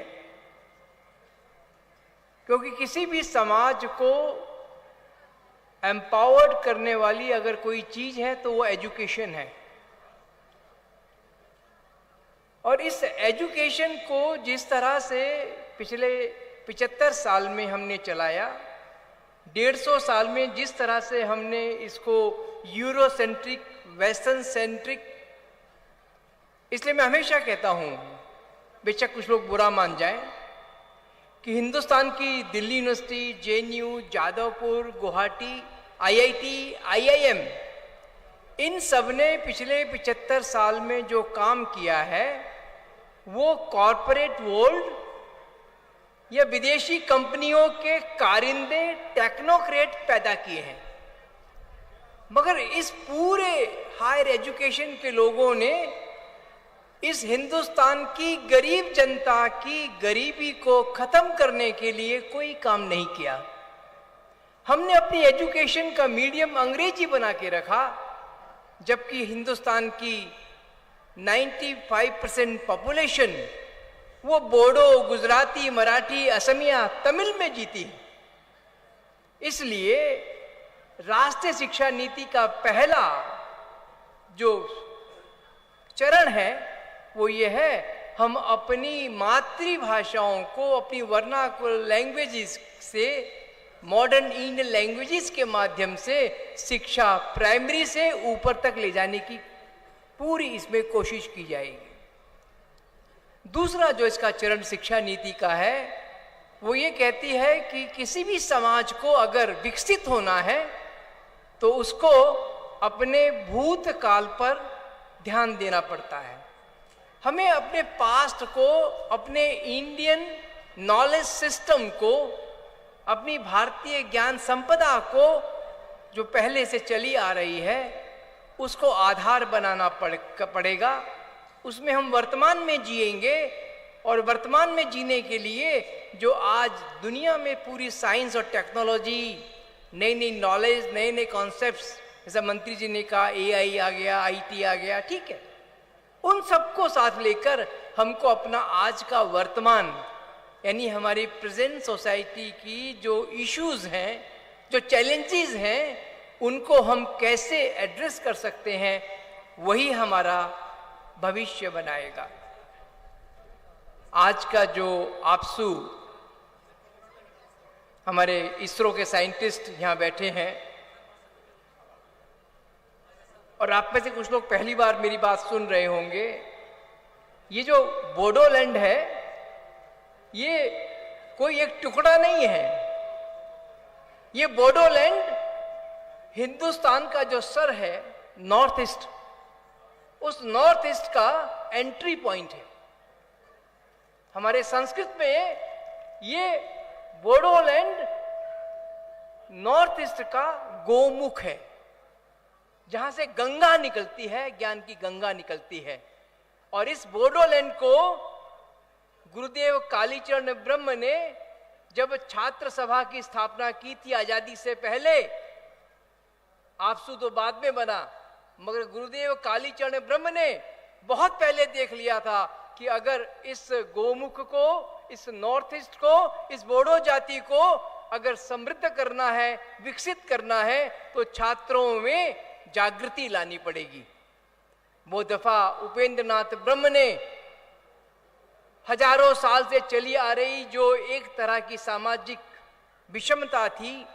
बोडो जाति की साहित्य, भाषा, संस्कृति की उपेक्षा थी, उसको लेकर आंदोलन किया। और इतना बड़ा गांधीवादी आंदोलन, छात्र आंदोलन, जिसने पूरे समाज को एक दिशा दी, वो आपसू है। इसलिए पिछले 25, 26, 27 साल से मैंने स्वीकार किया है कि अगर किसी के कहने में चलता हूं, काम करता हूं, तो सिर्फ आपसू का, क्योंकि आपसू ने पिछले 57-58 साल में बोडो जाति का, इस नॉर्थ ईस्ट का, इस आसाम का कल्याण करने के लिए सबको साथ मिलाकर समरसता से जो एजुकेशन में, सोशियो पॉलिटिकल इश्यूज में जो उसने एक दिशा दिखाई है, वो आज भी दिखा रहा है। हमारे बीच में अभी फंक्शन में गए हैं उर्खाव गोरा ब्रह्म, यूजी ब्रह्म, प्रमोद बोरो जी, आज रवि राम जी भी मिले थे, और अभी उपेंद्र, हमारे क्या नाम है, दीपेंद्र जी, जितने आफातगिरी आपसू के हुए, मुझे ये कहते हुए गर्व होता है एज ए गांधीयन कि पिछले 26 साल में आपसू के जितने आफातगिरी प्रेसिडेंट बने, इन्होंने 2 चीजें की हैं। ये मैं एक 70 साल का बूढ़ा होकर सोशल साइंटिस्ट होने के कारण कहता हूं। पहला काम, इन्होंने अपने हर मांग को, हर आंदोलन को गांधी जी के अहिंसा के सिद्धांत के आधार पर चलाया। दूसरा, ये आपसू ही था जिसने बोडोलैंड में रहने वाली और जो जातियां हैं, लिंग्विस्टिक समूह हैं, उन सबको साथ मिलाकर काम किया, उनके साथ भेदभाव नहीं किया। इसलिए इस आपसू के द्वारा किए गए पिछले 6 दशकों के काम को, जो 6 डिकेड्स हो गए हैं, इन्होंने गुरुदेव कालीचरण ब्रह्म और बोधफा यूएन ब्रह्म के सपनों को साकार करने का प्रयास किया है। और इस विकसित भारत को बनाने में और इस नॉर्थ ईस्ट को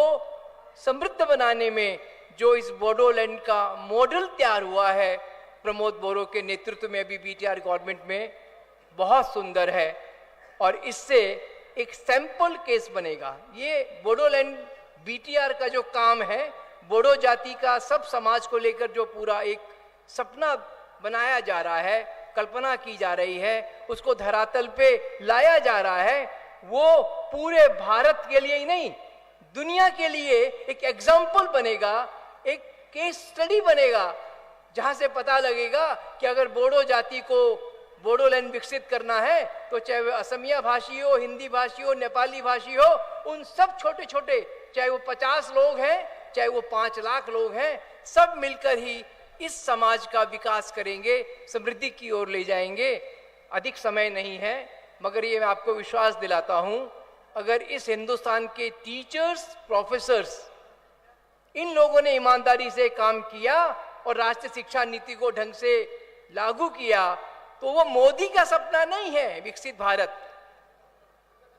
कि 2047 तक भारत विकसित हो जाए, केवल मोदी का नहीं है। वो इस हिंदुस्तान को बनाने वाले ऋषि मुनि,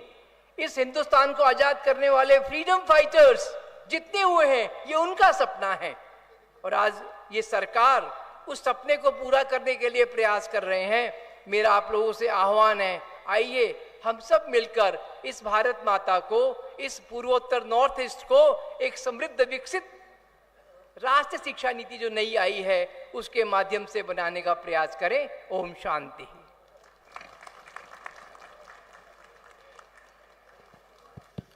प्रोफेसर रमेश भारद्वाज सर, जो एक इमिनेंट गांधीयन है और अभी हरियाणा का महर्षि वाल्मीकि संस्कृत विश्वविद्यालय का कुलपति है, वाइस चांसलर, हमारे साथ आए। विकसित भारत का सपना उसको वास्तविक रूप में देने के लिए जो राष्ट्रीय शिक्षा नीति के आधार पर हमारा जितना भी काम है, स्टूडेंट का, टीचर्स का, प्रिंसिपल्स का, हर एक लोगों का, तो हमको याद दिलाया, हमको प्रेरणा जगाया और मैं सर को दिल से, हृदय से नमन करता हूँ, धन्यवाद देता हूँ। बयबो सारनि थाखाय खेबसे गोबार आखाइ खबदो, बिथाङा बिदाय लासिगोन। Thank you so much sir and welcome to Bodoland again. फिर आइए, फिर मिलेंगे सर। Thank you. बे समाव राभा मोसानाय दङ, राभा नृत्य प्रदर्शन करिब, मैं राभा नृत्य प्रदर्शन करिब कारणे आह्वान जनाइछु। आरो यार पिछते बिनि उनाव जोंहा इसरोनि former director CBPO Sudhir Kumar एन बिथाङा बिबुंथि लाखिगोन आरो बिनि उनाव आसुनि chief adviser doctor Samujjal Kumar Bhattacharya बिथाङा बिबुंथि लाखिगोन। जायफोरा ओंखाम जाखांबाय सायनासालियाव फैफिननांगौ। आधा घन्टानि गेजेराव जोंनि हाबाफारिया जोबगोन। नोंथांमोननि गारिया दानो थांथ'नाय नङा आरो बेखायनो आं खावलायदों फरायसा फरायसुलिया माबा मोनसे दिनै गोदान सोलोंथों, माबा मोनसे गोदान मिथिनानै थांथों आरो बे उद्देश्यजोंसो बर' फरायसा आफादनि डिउटी रेसपन्सिबिलिटियानो फरायसा फरायसुलिखौ गाइड खालामनाय,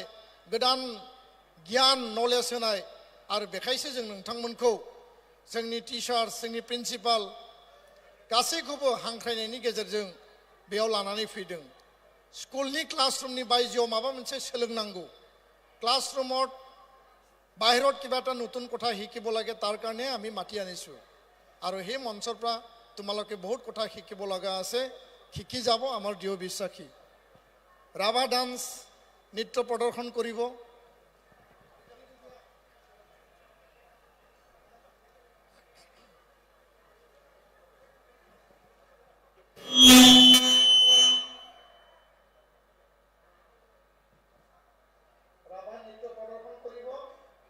मैं आह्वान जनाइछु आमार राभा नृत्य दले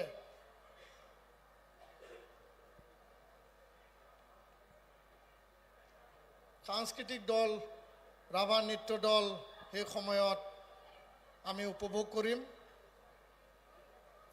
राभा मोसानाय दङ, बयबो आखाइ खबनानै बराय हरनांगौ राभा मोसाखावरि हान्जा बिथांमोनखौ।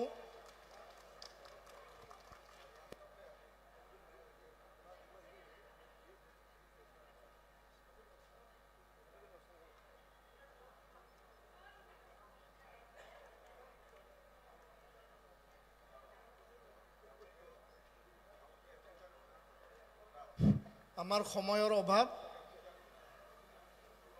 मैं राभा नृत्य दलक, कृष्टि दलक आह्वान जनाइछु जाहाते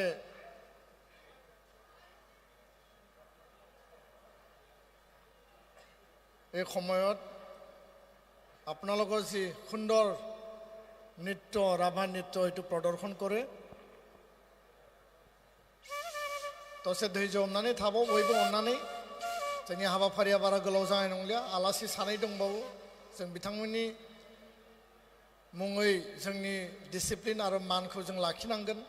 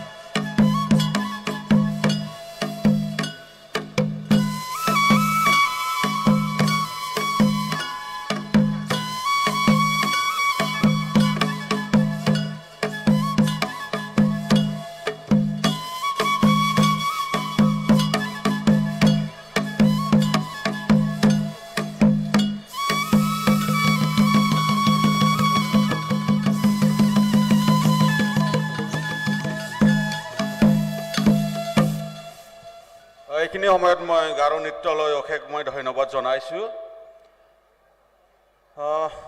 At this moment, I would like to request Dr. Sudhir Kumar, former Director, CBPO, ISRO, to deliver his speech. Please, sir. Okay.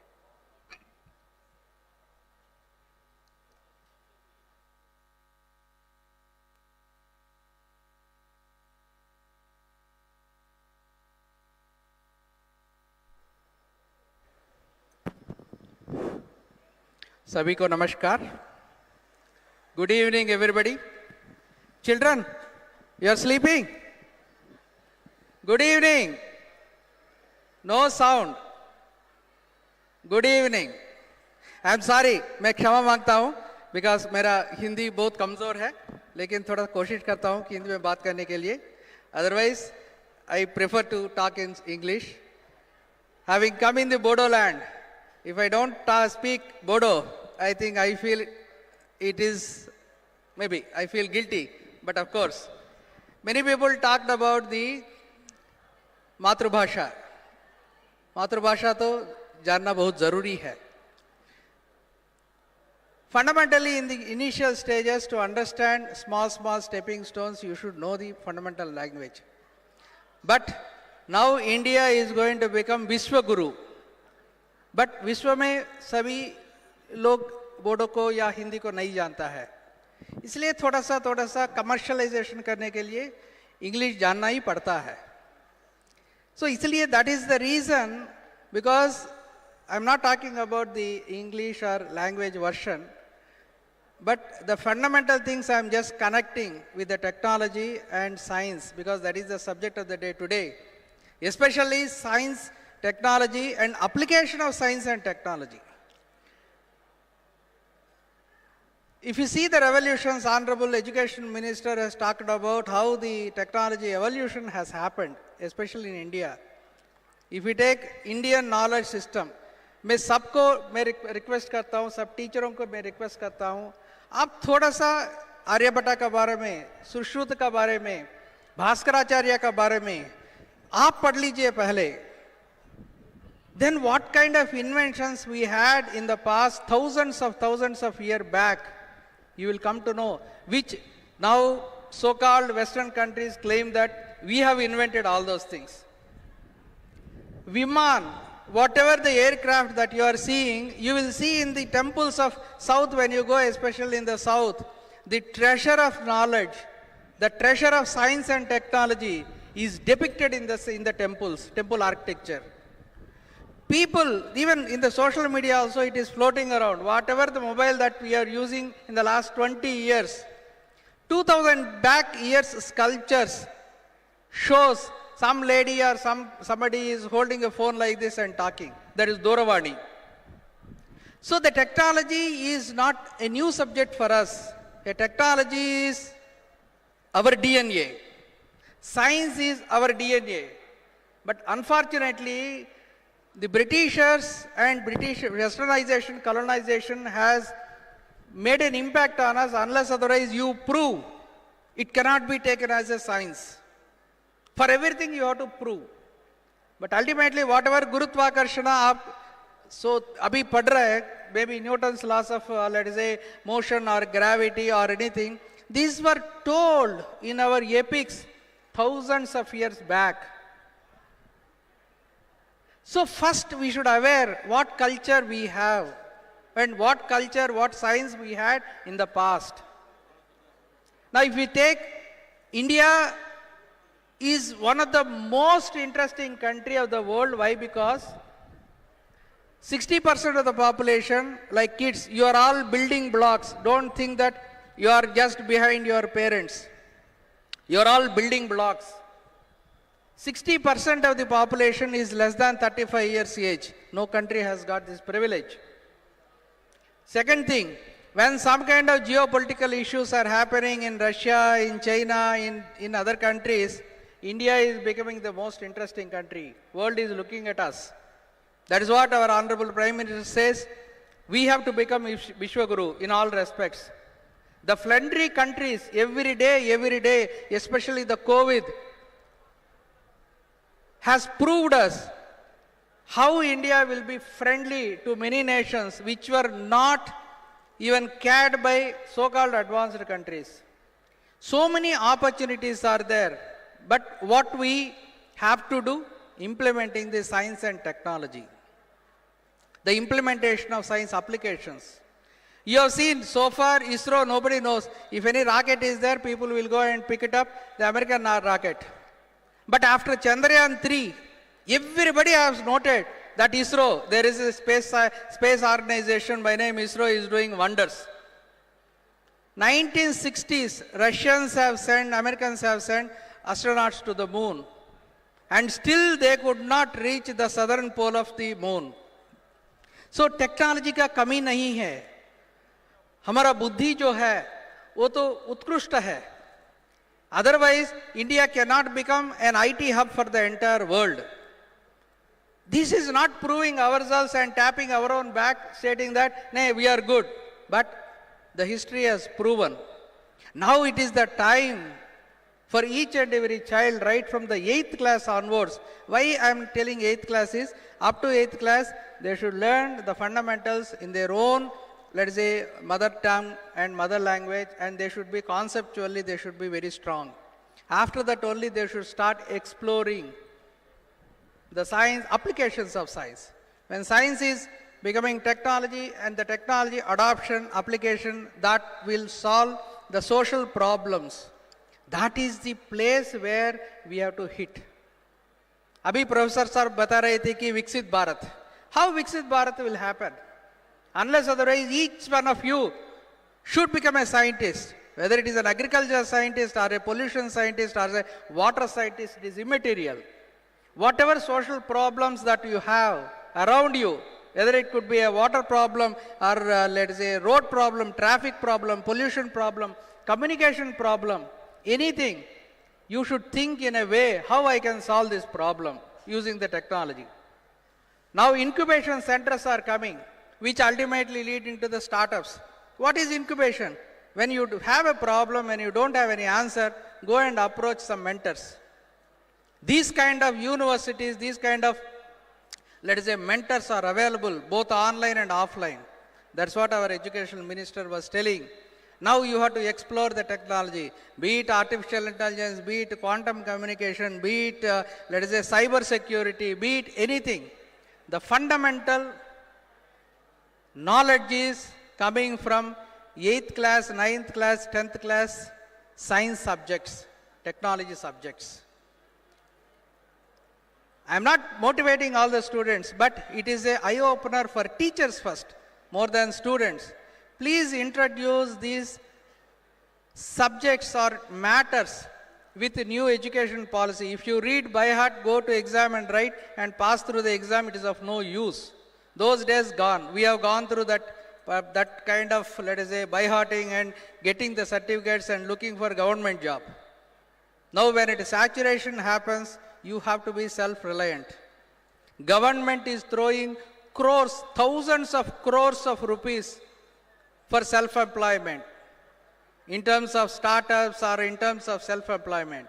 Please explore those opportunities. If you come to BTech or MTech or BA, BSc, then if you start thinking that is not enough. You have to start thinking from 8th class onwards. Then obviously within 20 to 25 years, we will beat all the advanced countries, be it China, be it Japan, be it, we don't have to worry for their technology growth. Example is Chandrayaan 3. What they have not done, what they could not do, we have achieved with our own brains. Please rise to the occasion. Attack your social problems, what is around you.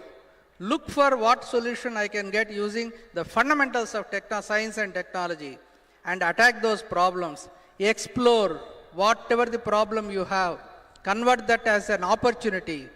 Look for what is the scientific solution that I can apply for resolving the technology. Be it a drainage issue, be it a pollution issue, or be it a road connectivity issue. How I can use satellite map, image processing to identify my problem, my solution for my problem should be an endeavor for each and every student. I hope all of you rise to the occasion, and this Bodoland, I could see Brahmaputra one side, I could see another Brahmaputras and Putris like a ocean this side. Such a big gathering shows that how interested you are coming together, learn and keep the expectations of your freedom fighters or your, let us say, land, what you call, the people who brought you this much freedom and this much opportunities in this land. Jai Bodoland, Jai Assam, Jai Hind. बहुत बहुत धन्यवाद। हमारा senior most scientist अभी भी इसरो में adviser के रूप में काम कर रहे हैं, and he was the former director of Indian Space Research Organisation capacity building programme. हमारे इस पवित्र मंच पर आए 57 जो अधिवेशन है आपने यहाँ उपस्थित हुए। बेंगलुरु से आके, कर्नाटक से आके आपने बहुत कष्ट हमारे लिए उठाया। हमें भी साइंटिस्ट चाहिए और साइंस के ज़रिए हमारा विद्यार्थियों को आगे लेके जाने का हमारा यही संकल्प है। बिथाङा सासे गिदिर विज्ञानी आरो जोबोद सहज सरल सासे साधारण व्यक्तित्वनि सुबुं दिनै जोंनि हाबाफारियाव फैदों। बयबो गसंनानै सुधीर कुमार एन सारनि थाखाय जाहाथे जोंबो विज्ञानी जानायनि आशीर्वादखौ मोनो आखाइ खबना हरनो थाखाय खावलायबाय। बयबो गसंनानै सुधीर कुमार एन, ताकि हमें भी विज्ञानी पैदा कर सके, विज्ञान के ये यात्रा में हम जा सके, इसलिए हम सुधीर कुमार एन और इसरो को हम धन्यवाद देता हूँ। Thank you sir. जिरायदो, जोंहा जोबथा बिबुंथिगिरि दङ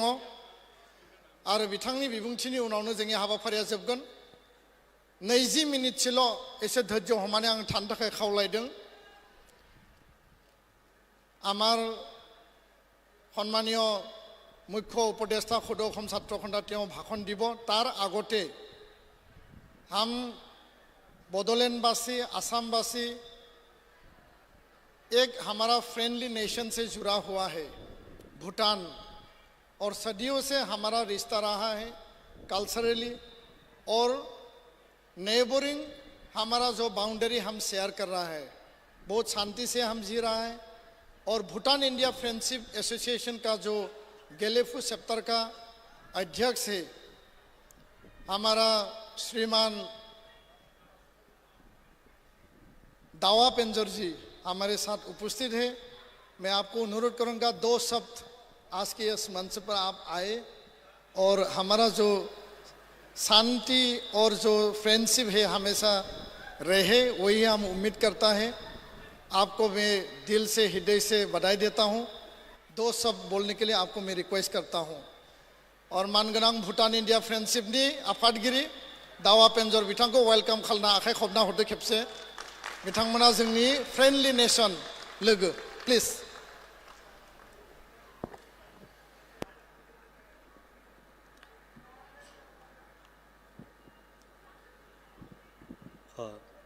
कुलुम्बाई, कैसे हो मेरे बोरो बहनों और भाइयों लोग।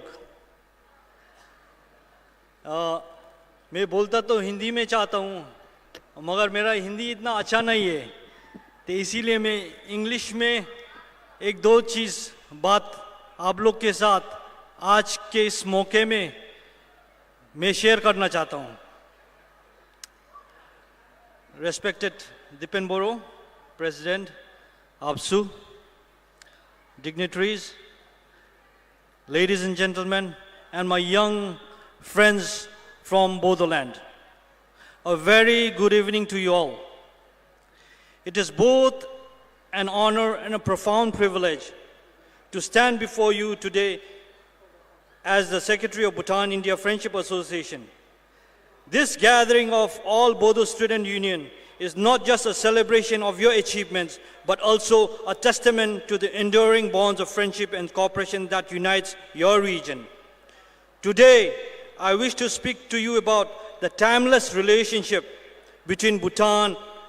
and India, and in particular, Bodoland. The transformative potential of BTR region and the shared future we will build together. Bhutan and Bodoland share more than just geographical boundaries. We share a history of friendship, mutual respect, and harmony that has prevailed for generations. For centuries, the people of Bhutan and Bodoland have lived as neighbors, friends, and families. To the Bhutanese, the Bodoland has always been the home of the kind and generous Kurma, the host family that has welcomed us with open hearts and open arms. The bond is not just about proximity, it is about shared values, trust, and a commitment to preserving the ties that unite us. Today, as we look at the future, we must recognize the immense potential of Bodoland Territorial Region. BTR is a land of untapped opportunities, rich in culture, nature resource, and human talent. The time has come for BTR to shine as an exemplary territorial region in India and as a model progress that balances development with preservation of its unique identity. This is not just a dream for you, it's a possibility within your grasp, because the foundation has already been laid by the sacrifices that your past leaders have made. Your leaders, through their unwavering dedication and sacrifice, fought for a cause they believed in, a cause to secure the rights, dignity, and independence of Bodo people. They built the foundation upon which you stand today. Now it is the responsibility of the current leaders, the young people, to build upon that foundation and reach for the horizon. The leadership of Bodoland today is not just aspiring for regional progress. It is striving to take the Bodo people to a level that will make India proud and earn global recognition. As the General Secretary of Bhutan-India Friendship Association, I'm also delighted to share with you a vision that transcends boundary, a vision that His Majesty, the King of Bhutan, holds close to his heart, the Gellifu Mindfulness City project. It's a groundbreaking initiative designed to promote sustainable development, mindfulness, and economic growth. This visionary project is being created with Assam and BTR and the people of India at its core of its heart. His Majesty envisions the GMC not just as a city, but as a symbol of shared progress and collaboration. The success of Gellifu Mindfulness City is deeply intertwined with the progress of BTR. It is a project that can only flourish if BTR believes in it and becomes an active partner in its realization. The GMC is not just Bhutan's dream. It is a shared, interconnected dream, a testament to our progress.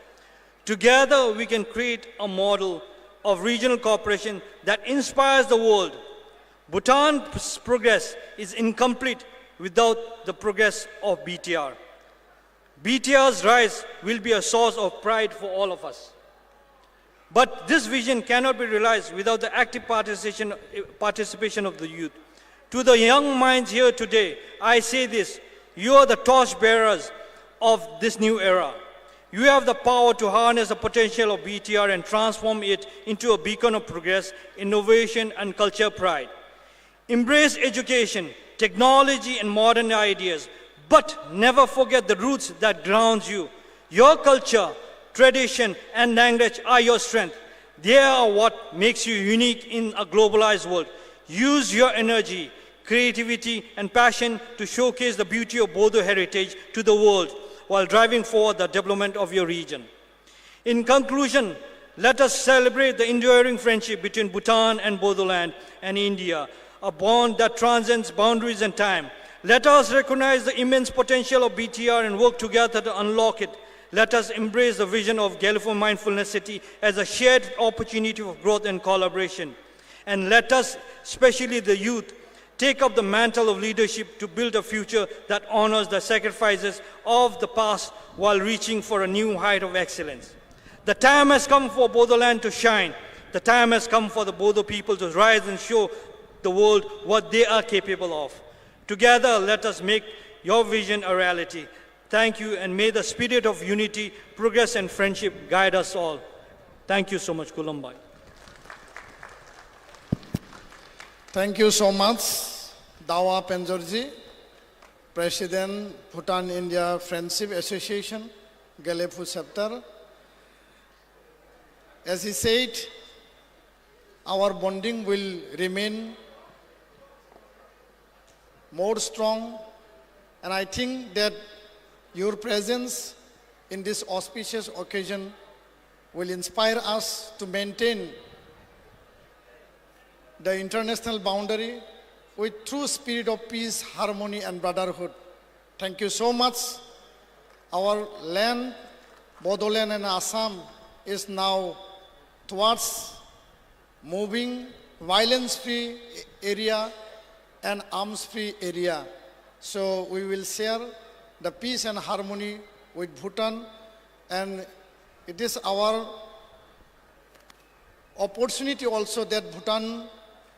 government is going to build a mega city in the name of mindfulness city in Bhutan. So this will also strengthen our relationship, our atmosphere, I think. Thank you so much once again. आखे खुबना होबोड़ खेपसे इस समय पर भूटान से आए हुए हमारा सांस्कृतिक दल हमारा इस कार्यक्रम में अभी डांस करेंगे भूटाननी मोसाखावरी हानजाया दा डांस खालामगोन दसे सम धैर्य हमबाव आरो जायफोरा ओंखाम जाखांबाय जिरायफैफिननांगौ भूटान से आए हुए हमारा जो डांस ट्रूप है मैं सभी को अनुरोध करता हूं कि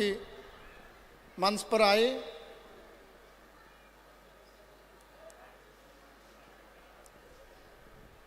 welcome to Bhutan cultural troupes बयबो बरायनानै आखाइ खब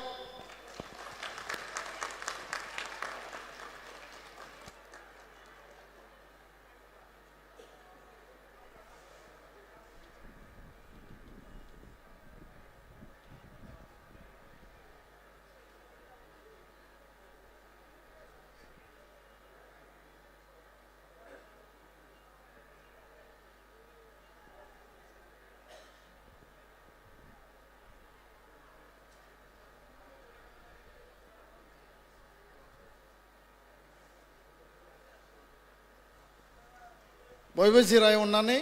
हायोब्ला एसे सिगाङाव दावखोबो जोंहा लास्ट बिबुंथिगिरि दङ गुसुं सम बिथाङा बिबुंथि लाखिगोन आरो जोंनि दिनैनि बे सोलोंथाइनि सावरायमेला जोबगोन गोबां जोंहा प्रफेसारफोर दङमोन प्रिन्सिपाल दङमोन आरो जोंहा क'क्राझार मेडिकेल कलेज एन्ड हस्पिटालनि मानगोनां प्रिन्सिपाल बिथाङाबो दंफैयो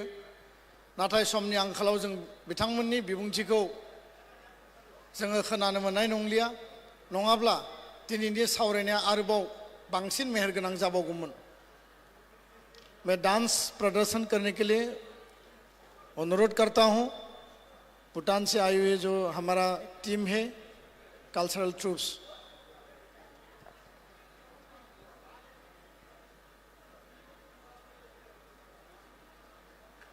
music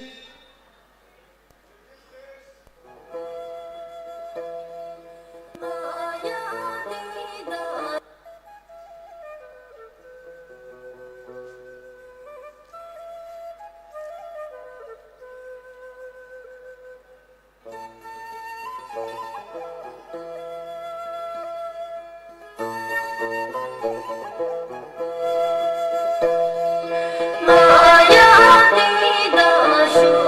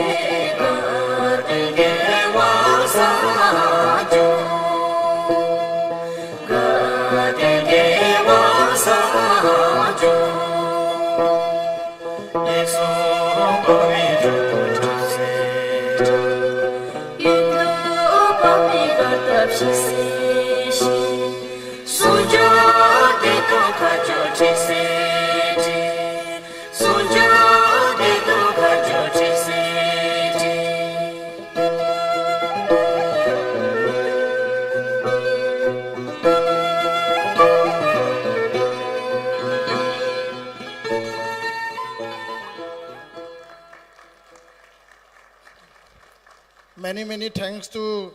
cultural troops coming from Bhutan, and special thanks from Bodoland and Assam that our neighboring country has been maintaining a good relation with us.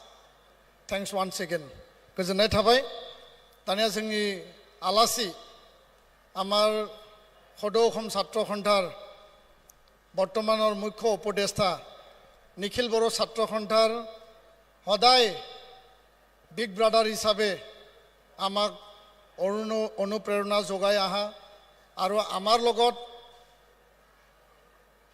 बंधुत्व रक्षा करि पेलाय জাতীয় ছাত্ৰ সংগঠন হিচাপে অসমৰ বিভিন্ন জ্বলন্ত সমস্যাৰ ওপৰত আমি মাত মাতি আহিছোঁ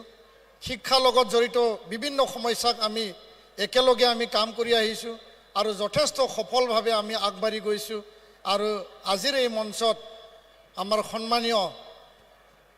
মুখ্য উপদেষ্টা ডক্টৰ সমুজ্জ্বল ভট্টাচাৰ্য ডাঙৰীয়া আমাৰ মাজত উপস্থিত আছে সকলোৱে এবাৰ আমাৰ দাদাৰ কাৰণে বিগ ব্ৰাদাৰ আমাৰ মজত আহিছে এটা ডাঙৰ হাত চাপৰি দিব লাগে বয়বা আখে খমনানি বৰাই হৰ आसुनि मानगोनां गाहाय बोसोनगिरि बिथाङा आरो जोंनि गेजेराव दिनै बाहागो लाफैदों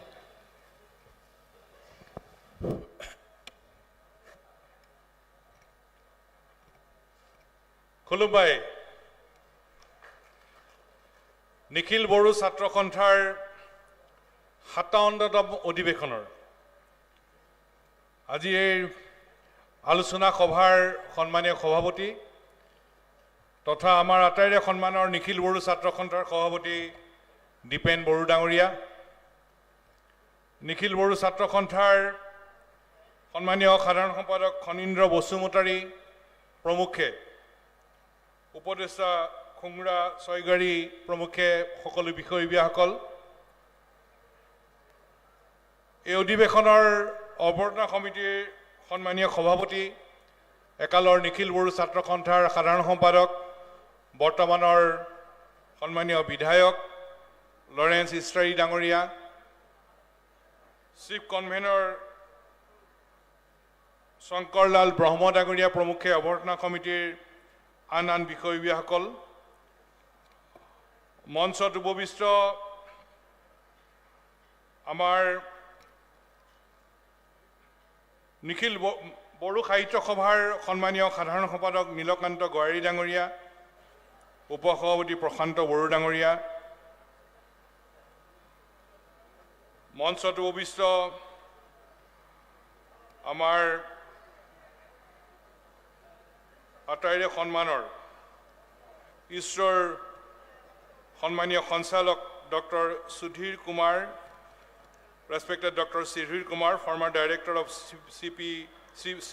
CBPO ISRO Bengaluru, respected Mr. Dowa Penjor, General Secretary Bhutan India Friendship Association, Galempu sector, মঞ্চত উপবিষ্ট সন্মানীয় বিভিন্ন মহাবিদ্যালয়ৰ মুৰব্বীসকল শিক্ষাগুৰুসকল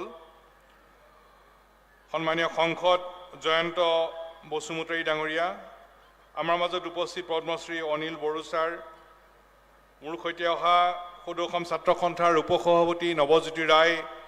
অৱজিত বেজবৰুৱা শিক্ষা সম্পাদক টুটুমণি কলিতা প্ৰমুখে মই সকলোৰে নাম লৈ সময় ল'ব খোজা নাই মঞ্চত উপবিষ্ট বিভিন্ন বিশিষ্ট ব্যক্তিসকল ৰমিঅ পি নাৰ্জাৰী ডাঙৰীয়া প্ৰমুখে বিভিন্নজন বিশিষ্ট অতিথিসকল সন্মানীয় সাংবাদিকসকল শিক্ষাগুৰুসকল আৰু উপস্থিত আটাইতকৈ মৰমৰ ছাত্ৰ ছাত্ৰী বন্ধু বান্ধৱীসকল নিখিল বড়ো ছাত্ৰ সন্থাৰ সদস্যসকল আৰু সুধীবৃন্দ পোনপ্ৰথমে বড়ো জনগোষ্ঠীৰ আত্মবিকাশৰ পথেৰে আগুৱাই নিয়াৰ এই সংগ্ৰামত নিখিল বড়ো ছাত্ৰ সন্থাৰ নেতৃত্বত চলা সংগ্ৰামত প্ৰাণ আহুতি দিয়া আৰু অসমৰ জাতীয় জীৱনৰ সুৰক্ষিত ভৱিষ্যতৰ বাবে সদৌ অসম ছাত্ৰ সন্থাৰ নেতৃত্বত চলা আন্দোলনসমূহত প্ৰাণ আহুতি দিয়া সকলো শ্বহীদৰ প্ৰতি মই গভীৰ শ্ৰদ্ধাঞ্জলি জনালোঁ আৰু আপোনালোক সকলোলৈকে সদৌ অসম ছাত্ৰ সন্থাৰ মজিয়াৰ পৰা জ্যেষ্ঠসকলক শ্ৰদ্ধা সেৱা আৰু আন সকলোলৈকে মোৰ আন্তৰিক মৰম আৰু শুভেচ্ছা জ্ঞাপন কৰিলোঁ নিখিল বড়ো ছাত্ৰ সন্থাৰ অধিৱেশন আৰু এই অধিৱেশনখন কেৱল নিখিল বড়ো ছাত্ৰ সন্থাৰে গৌৰৱৰ বিষয় নহয় কাৰণ এনে এখন অধিৱেশন ইমান সৰ্বাংগ সুন্দৰভাৱে আয়োজন কৰিছে বিশাল এটা ছাত্ৰ সংগঠনৰ অধিৱেশন আপোনালোকে নিজেই ভাবি লওক অসমত এটা ছাত্ৰ সংগঠন যাৰ নাম হ'ল নিখিল বড়ো ছাত্ৰ সন্থা যাৰ অধিৱেশন দতমাত আৰু ব্যাপক আয়োজন কৰা হৈছে ইয়াত কি নাই ইয়াত ক্ৰীড়া সাহিত্য বিজ্ঞান সকলোৱে চৰ্চা হৈছে চিন্তন হৈছে মন্থন হৈছে কৰ্ষণ হৈছে এটা ব্যাপক ব্যৱস্থা আৰু নিখিল বড়ো ছাত্ৰ সন্থাই ইমান ডাঙৰকৈ আহল বহলকৈ সাহিত্য সংস্কৃতি বিজ্ঞান ক্ৰীড়া সকলোতে চিন্তন মন্থন কৰি যি ধৰণে অধিৱেশনৰ আয়োজন কৰিছে তাৰ কাৰণে নিখিল বড়ো ছাত্ৰ সন্থাৰ সদস্যসকলটো গৌৰৱান্বিত হয়েই আনন্দত মনটো ভৰি গৈছে হয়েই কিন্তু আমাৰো সদৌ অসম ছাত্ৰ সন্থাৰ অসমৰ সকলো খিলঞ্জীয়া মানুহৰ আমি গৌৰৱান্বিত নিখিল বড়ো ছাত্ৰখণ্ডই এই ধৰণে আহল বহলকৈ অধিৱেশন পাতাৰ বাবে ৰাইজে ইয়াত অভিভাৱকত্ব দিয়াৰ বাবে অৱৰ্তনা সমিতিত অভিভাৱকত্ব দিয়াৰ বাবে আমিও আনন্দিত আমিও গৌৰৱান্বিত আৰু সেইবাবে নিখিল বড়ো ছাত্ৰসন্থাৰ নেতৃবৰ্গ দীপেন বড়ো ডাঙৰীয়া আৰু সাধাৰণ সম্পাদক ভাতৃপ্ৰতিম খনিন প্ৰমুখ্যে সকলোকে আমি আন্তৰিক অভিনন্দন জ্ঞাপন কৰিছোঁ মোৰ বিষয় ইয়াত ধৰি দিয়া হৈছিল সেই বিষয়টো সম্পৰ্কত মই যাম ইয়াৰ আগতে সভাৰ উদ্বোধন কৰিলে আমাৰ বিটিচিৰ মুৰব্বী একালৰ নিখিল বড়ো ছাত্ৰসন্থাৰ সভাপতি প্ৰমোদ বড়ো ডাঙৰীয়া ইতিমধ্যে এই সভাৰ উদ্বোধন কৰি গ'ল এটা বিস্তৃত ব্যাখ্যা দিলে এটা ৰূপৰেখা দাঙি ধৰি গ'ল ছাত্ৰ সংগঠনৰ নেতৃত্ব লৈ ৰজাঘৰলৈ গৈছে কিন্তু ৰজাঘৰলৈ গৈও কিন্তু নিখিল বড়ো ছাত্ৰসন্থাৰ সত্তাটোক কঢ়িয়াই লৈ গৈ আছে নিখিল বড়ো ছাত্ৰসন্থাৰ ইয়াত কেইবাগৰাকী প্ৰাক্তন সভাপতি আছিল প্ৰমোদ বড়ো ডাঙৰীয়া আছে ইউজি ব্ৰহ্ম ডাঙৰীয়া আছে ইয়াৰ লৰেন্স ইজৰাইল ডাঙৰীয়া এতিয়া সভাপতি অভ্যৰ্থনা সমিতিৰ আৰু কেইবাগৰাকী ইয়াত নিখিল বড়ো ছাত্ৰসন্থাৰ সভাপতি সম্পাদক আছে আৰু তেখেতসকলে ছাত্ৰসন্থাক নেতৃত্ব দিয়াৰ পিছত তেখেতসকলে বিষয়টো কঢ়িয়াবৰ কাৰণে আন এখন ক্ষেত্ৰলৈ গৈছে কিন্তু গ'লেও কিন্তু নিখিল বড়ো ছাত্ৰসন্থাৰ সত্তাটোক তেখেতসকলে কঢ়িয়াই লৈ গৈ আছে আৰু সেইকাৰণে প্ৰমোদ বড়ো ডাঙৰীয়া প্ৰমুখ্যে সকলোকে আমি আন্তৰিক অভিনন্দন জনাইছোঁ কাৰণ নিখিল বড়ো ছাত্ৰসন্থাৰ সত্তাটোক তেখেতসকলে কঢ়িয়াই লৈ যাবৰ কাৰণে তেখেতসকলৰ প্ৰয়াস তেখেতসকলে অব্যাহত ৰাখিছে আৰু একে সময়তে নিখিল বড়ো বৰ্তমানৰ ছাত্ৰসন্থাৰ নেতৃবৰ্গ দীপেন বড়ো ডাঙৰীয়া মই নাম ক'বই লাগিব খনিন ভাতৃপ্ৰতিম খনিন আছে আৰু দীপেন বড়ো ডাঙৰীয়াই নেতৃত্ব লৈ থাকোঁতে সদৌ অসম ছাত্ৰসন্থাকে নহয় সমগ্ৰ অসমৰ বিভিন্ন জাতীয় জনগোষ্ঠীয় সংগঠনৰ লগত সুসম্পৰ্ক গঢ়ি উঠিছে আৰু যাৰ বাবে আমি একেলগে কাম কৰিবৰ এটা পৰিৱেশ পাইছোঁ আৰু সকলোকে লৈ একেলগে আগবাঢ়ি যোৱাৰ যিটো ব্যৱস্থা যিটো চিন্তা প্ৰকাশ কৰিছে নিখিল বড়ো ছাত্ৰসন্থাই তাৰ কাৰণে সভাপতি দীপেন বড়ো ডাঙৰীয়া সম্পাদক ভাতৃপ্ৰতিম খনিন আৰু সকলোকে মই আন্তৰিক অভিনন্দন জনাইছোঁ বিশেষকৈ দীপেন বড়ো ডাঙৰীয়াক অভিনন্দন জনাইছোঁ কাৰণ তেখেতৰ এই বহল চিন্তাৰ বাবে সকলো জাতীয় সংগঠন নিখিল বড়ো ছাত্ৰসন্থাৰ সৈতে একেলগে কাম কৰিবলৈ আগবাঢ়ি আহিছে আৰু নিখিল বড়ো ছাত্ৰসন্থাৰ এই দূৰদৰ্শী আৰু পৰিপক্ক চিন্তাৰ বাবে নিখিল বড়ো ছাত্ৰসন্থাৰ সভাপতি দীপেন বড়ো ডাঙৰীয়াক মই আন্তৰিক অভিনন্দন জনাইছোঁ আৰু আমি আশা কৰিছোঁ যে সকলোকে লৈ আগবাঢ়ি যোৱাৰ যিটো চিন্তা এই চিন্তা নিখিল বড়ো ছাত্ৰসন্থাই সদায় এই প্ৰয়াস অব্যাহত ৰাখিব আৰু আজি আমি এই স্থানত থিয় হৈ ক'ব খোজোঁ বড়ো জনগোষ্ঠীৰ ছাত্ৰ ছাত্ৰীৰ সুৰক্ষিত ভৱিষ্যত আৰু বড়ো জনগোষ্ঠীৰ সুৰক্ষিত ভৱিষ্যতৰ বাবে নিখিল বড়ো ছাত্ৰসন্থাই যি পদক্ষেপ ল'ব সেই পদক্ষেপৰ লগত সদৌ অসম ছাত্ৰসন্থাই হাতত হাত মিলাই কান্ধত কান্ধ মিলাই আমি কাম কৰি যাম এই অধিৱেশনত আমি আমাৰ স্পষ্ট বাৰ্তা আমি জনাই দিব খুজিছোঁ নিখিল বড়ো ছাত্ৰসন্থাৰ লগত ছাত্ৰ ছাত্ৰীৰ সুৰক্ষিত শৈক্ষিক ভৱিষ্যতৰ বিষয়ত অসমত খিলঞ্জীয়া মানুহৰ সুৰক্ষিত ভৱিষ্যতৰ বিষয়ত আমি একেলগে চিন্তন মন্থন কৰিছোঁ কাম কৰি আছোঁ আৰু এই অধিৱেশনত আমি সদৌ অসম ছাত্ৰসন্থাৰ স্থিতি পুনৰ দোহাৰিব খুজিছোঁ যে আমি এই যাত্ৰা এই ঐক্যবদ্ধ যাত্ৰা আমি সদায় আমি আগুৱাই লৈ যাম আজি ইয়াত বহুত কথা পাতিছোঁ ইয়াত আমাৰ বিজ্ঞানী আহিছে কিমান আনন্দৰ কথা এটা ছাত্ৰ সংগঠনৰ এই অধিৱেশনত বিজ্ঞানী আহিছে উই হেভ এমিট জাজ doctor Sudhir Kumar the former director of CBPO ISRO Bengaluru. Sir, we are really delighted and encouraged. We the student community of Assam, we want to march towards that goal that you are dreaming, you are planning. And for that, we are delighted and encouraged, and we like to welcome you to our state. And in near future also, along with ASU is also committed to work on that line. And I must express our thankfulness to Mr. Diwa Penjor, the General Secretary of Bhutan India Friendship Association, Galempu sector. Thank you, sir, for your presence. And we'll carry this journey along with ASU, the friendship, the journey of friendship. Thank you, sir.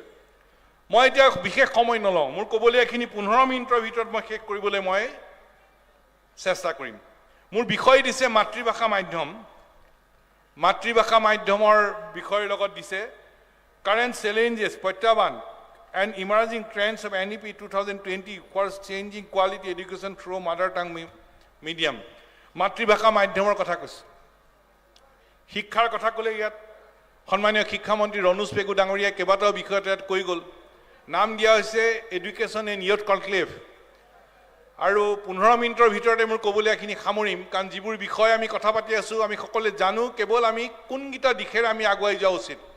ক'ত প্ৰত্যাহ্বান পাইছো তাক আমি কেনেকৈ আমি আমি আমি আমি আমি আগবাঢ়ি লৈ যাম অতিক্ৰম কৰি আমাৰ সপোনবোৰ কি ধৰণৰ সেই কেইটামান কথাৰে মোৰ ক'বলগীয়াখিনি মই সামৰিম কি তাৰ আগতে আমি যে ইয়াতে কোৱা হৈছে শিক্ষাৰ ইয়থ কনক্লেভ এই যে আমি আজি ছাত্ৰ ছাত্ৰী যুৱক যুৱতীসকল ইয়াত গোট খাইছো কিয় গোট খাইছো নিখিল বড়ো ছাত্ৰ সন্থাৰ সদস্যসকল গোট খাইছো কিয় গোট খাইছো আমি এটা সংকল্প ল'বলৈ গোট খাইছো অধিৱেশনত অতীতৰ কৰ্মপন্থাক আমি পৰ্যালোচনা কৰিম বৰ্তমানৰ সময়ৰ বালিত আমি খোজ দিম আৰু ভৱিষ্যতৰ বাবে ৰূপৰেখা অংকন কৰি সাৱধানতাৰে পৰিকল্পিতভাৱে আমি আগবাঢ়ি যাম এটোৰ কাৰণেতো আমি সকলো আগবাঢ়িছো চিন্তন মন্থন কৰ্ষণ আৰু হ'ব কি হ'ল অতীতত এতিয়া আমি বৰ্তমানৰ সময়ত বালিত কি ধৰণে খোজ ল'ম আৰু ভৱিষ্যতৰ কাৰণে অতি সাৱধানতাৰে পৰিকল্পিতভাৱে পৰিপক্কতাৰে আমি কেনেকৈ আগবাঢ়ি যাম তাৰ আমি ৰূপৰেখা অংকন কৰিম আৰু সেই ৰূপৰেখা অংকন কৰিবলৈ যাওঁতে মই ইয়াত থকা ছাত্ৰ ছাত্ৰীসকলে বহু সময় কথা শুনি আছে এটা বাক্য মোৰ লগত ক'বলৈ মই অনুৰোধ জনাম ক'ব নেকি বাৰু ক'বনে হেল্ল' মাত নাই দেখোন ক'বনে নকয় কিমানে ক'ব হাত দাঙকচোন চাওঁ बुंहर बयबो बुंहर कब होननानै बुंहर आखाइ दिखां কিমানে ক'ব ক'বনে ও মাত होख्रावर নাই गोसावै होख्रावर ক'ব ঠিক আছে কয় নকয় মই চাব এতিয়া হ'ব সংকল্পটো হ'ব লাগিব কি বুলি সংকল্প হ'ব লাগিব আমি যদি অসমীয়াত কওঁ মই যদি অসমীয়াত কওঁ আমি জিলিকিম আমি পঢ়া শুনা কৰি বিভিন্ন কলা বিজ্ঞান বাণিজ্য সকলো শিক্ষাক লৈ আমি আগবাঢ়ি যাম আমি নিজে জিলিকিম প্ৰথম আমি নিজে জিলিকিব লাগিব আমি জিলিকিলেহে আমাৰ জনগোষ্ঠীটোক আমি জিলিকাই লৈ যাম আমি জিলিকিলেহে আমাৰ জনগোষ্ঠীটো জিলিকিব বিটিআৰ জিলিকিব আপসু জিলিকিব আৰু অসম জিলিকিব সেই কথাটোকে যদি আমি কওঁ এটা সংকল্প আৰু এই সংকল্পটো কি হ'ব লাগে যে আমি জিলিকিম বড়ো জনগোষ্ঠীক জিলিকাম বিটিআৰক জিলিকাম আপসুক জিলিকাম অসমক জিলিকাম আকৌ বড়ো ভাষাত যদি কওঁ মই বড়ো ভাষা ভালকৈ নাজানো শিকিবলৈ চেষ্টা কৰি আছো দীপেন বড়ো ডাঙৰীয়াক কৈ আছে আমাক শিকক না খনিন বাই কৈছো শিককচোন আমাক স্পকেন বড়ো শিকক বড়ো ভাষাৰ সহযোগী ৰাজ্য ভাষা আমি শিকিবলৈ আমাৰ হেঁপাহ আছে দুই এটা শব্দ শিকি লৈছো কিন্তু ভালকৈ শিকিম আৰু দীপেন বড়ো ডাঙৰীয়াক অনুৰোধ জনাম যে অহাবাৰ যাতে আপসু কনফাৰেন্সলৈ আহোঁতে আমি যাতে বড়ো ভাষা ক'বলৈ শিকি আহিব পাৰোঁ তেনেকৈ আমাক শিকাই দিয়ক বড়ো ভাষাটো সেইটোকে যদি আমি এতিয়া কওঁ যে আমি জিলিকিম বড়ো জনগোষ্ঠীক জিলিকাম বিটিআৰক জিলিকাম আপসুক জিলিকাম অসমক জিলিকাম মই এতিয়া বড়ো ভাষাত ক'ম ভুল হ'লে শুধৰাই ল'ব बयबो बुंफा बर' बिथाङा बुंगोन सारा बुंगोन জং গৌচাৰ গৌন হৈছে নে শুদ্ধ হৈছে নাই শুদ্ধ জং গৌচাৰ গৌন বড়ো হাৰিখ গৌচাৰ হ গৌন বিটিআৰ খ গৌচাৰ হ গৌন আপসু আ গৌচাৰ গৌন অসম আ গৌচাৰ গৌন হৈছে নে শুদ্ধ হৈছে নে হৈছে না আচ্ছা এতিয়া কিন্তু আপোনালোকে ক'ব লাগিব মই নেৰিম এইবাৰ আপোনালোকে ক'ব লাগিব ক'ব নাই চাওঁ কয় নকয় নক'লে গম পাম বড়ো ভাষা নাজানে জং গৌচাৰ গৌন নাই হোৱা নাই আৰু জোৰ লাগিব জং গৌচাৰ গৌন অলপ হৈছে জং গৌচাৰ গৌন বড়ো হাৰিখ গৌচাৰ হ গৌন বিটিআৰ খ গৌচাৰ হ গৌন আপসু আ গৌচাৰ গৌন অসম আ গৌচাৰ গৌন হ'ব আমি জিলিকিম বড়ো জনগোষ্ঠীক জিলিকাম বিটিআৰক জিলিকাম আপসুক জিলিকাম অসমক জিলিকাম সকলোকে এই সংকল্প ল'বৰ কাৰণে অনুৰোধ জনাইছো এতিয়া এই বিষয়টো লৈ যেতিয়া নিখিল বড়ো ছাত্ৰ সন্থা বড়ো সাহিত্য সভাই দিল্লীত যেতিয়া বড়ো মহোৎসৱ পাতিছিল এই বিষয়টো দেশৰ ৰাজধানী দিল্লীত এই বিষয়টো উত্থাপন কৰিছিল মাতৃভাষা মাধ্যমৰ প্ৰত্যাহ্বান কি ৰাষ্ট্ৰীয় শিক্ষা নীতিক লৈ আৰু ইয়াক কেনেকৈ আমি অতিক্ৰম কৰিব পাৰোঁ ৰাষ্ট্ৰীয় শিক্ষা নীতিক লৈ কোনোবাই কয় এই নীতিটো খুব ভাল আৰু কোনোবাই কয় যে খুব বেয়া আমি কিন্তু খুব ভাল বা খুব বেয়া এই দুটা খুব ভাল বেয়া ক'বলৈ যোৱা নাই আমি ক'ব খুজিছোঁ যে ৰাষ্ট্ৰীয় শিক্ষা নীতিৰ যিবোৰ বিষয় অসমৰ ছাত্ৰ ছাত্ৰীৰ কাৰণে ভাল সেই বিষয়বোৰ প্ৰয়োগ কৰিব লাগে আৰু যিবোৰ বিষয় আমাৰ কাৰণে প্ৰয়োজনীয় নহয় এই বিষয়বোৰ আঁতৰাই থ'ব লাগে এই দৃষ্টিভংগী লৈ আমি আগবাঢ়ি যাব খুজিছোঁ আৰু তাৰে ভিতৰত যদি ভাল বুলি কোৱা যায় ভালৰ কথাত ক'ব লাগিব যে এইবাৰ ৰাষ্ট্ৰীয় শিক্ষা নীতিয়ে মাতৃভাষা মাধ্যম আৰু জনগোষ্ঠীয় ভাষাৰ বিকাশত বিশেষ গুৰুত্ব দিছে এইটো আমাৰ কাৰণে খুব ভাল কথা আৰু ইয়াৰ কাৰণে আমাৰ এতিয়া ইতিহাস আছে ইতিহাসৰ পাত লুটিয়ালে দেখা পোৱা যাব যে নিখিল বড়ো ছাত্ৰ সন্থাই বড়ো সাহিত্য সভাই বড়ো ভাষাৰ উত্তৰণৰ কাৰণে সংগ্ৰাম কৰিছিল দীঘলীয়া সংগ্ৰাম হৈছিল বিভিন্ন ধাপে ধাপে আগবাঢ়ি গৈছে বিভিন্ন পৰিক্ৰমা আমি অতিক্ৰম কৰিছোঁ আৰু কৰাৰ ফলত বড়ো ভাষাই তাৰ কাৰণে আমাৰ মাজৰ পৰা এচাম শ্বহীদ হৈছে আৰু আজি বড়ো ভাষা আজি 8 অনুসূচীলৈকে স্বীকৃতি পাইছে আৰু আজি বড়ো ভাষা অসমৰ সহযোগী ৰাজ্য ভাষা স্বীকৃতি পাইছে আৰু বড়ো সাহিত্য সভাৰ নিৰৱচ্ছিন্ন সংগ্ৰাম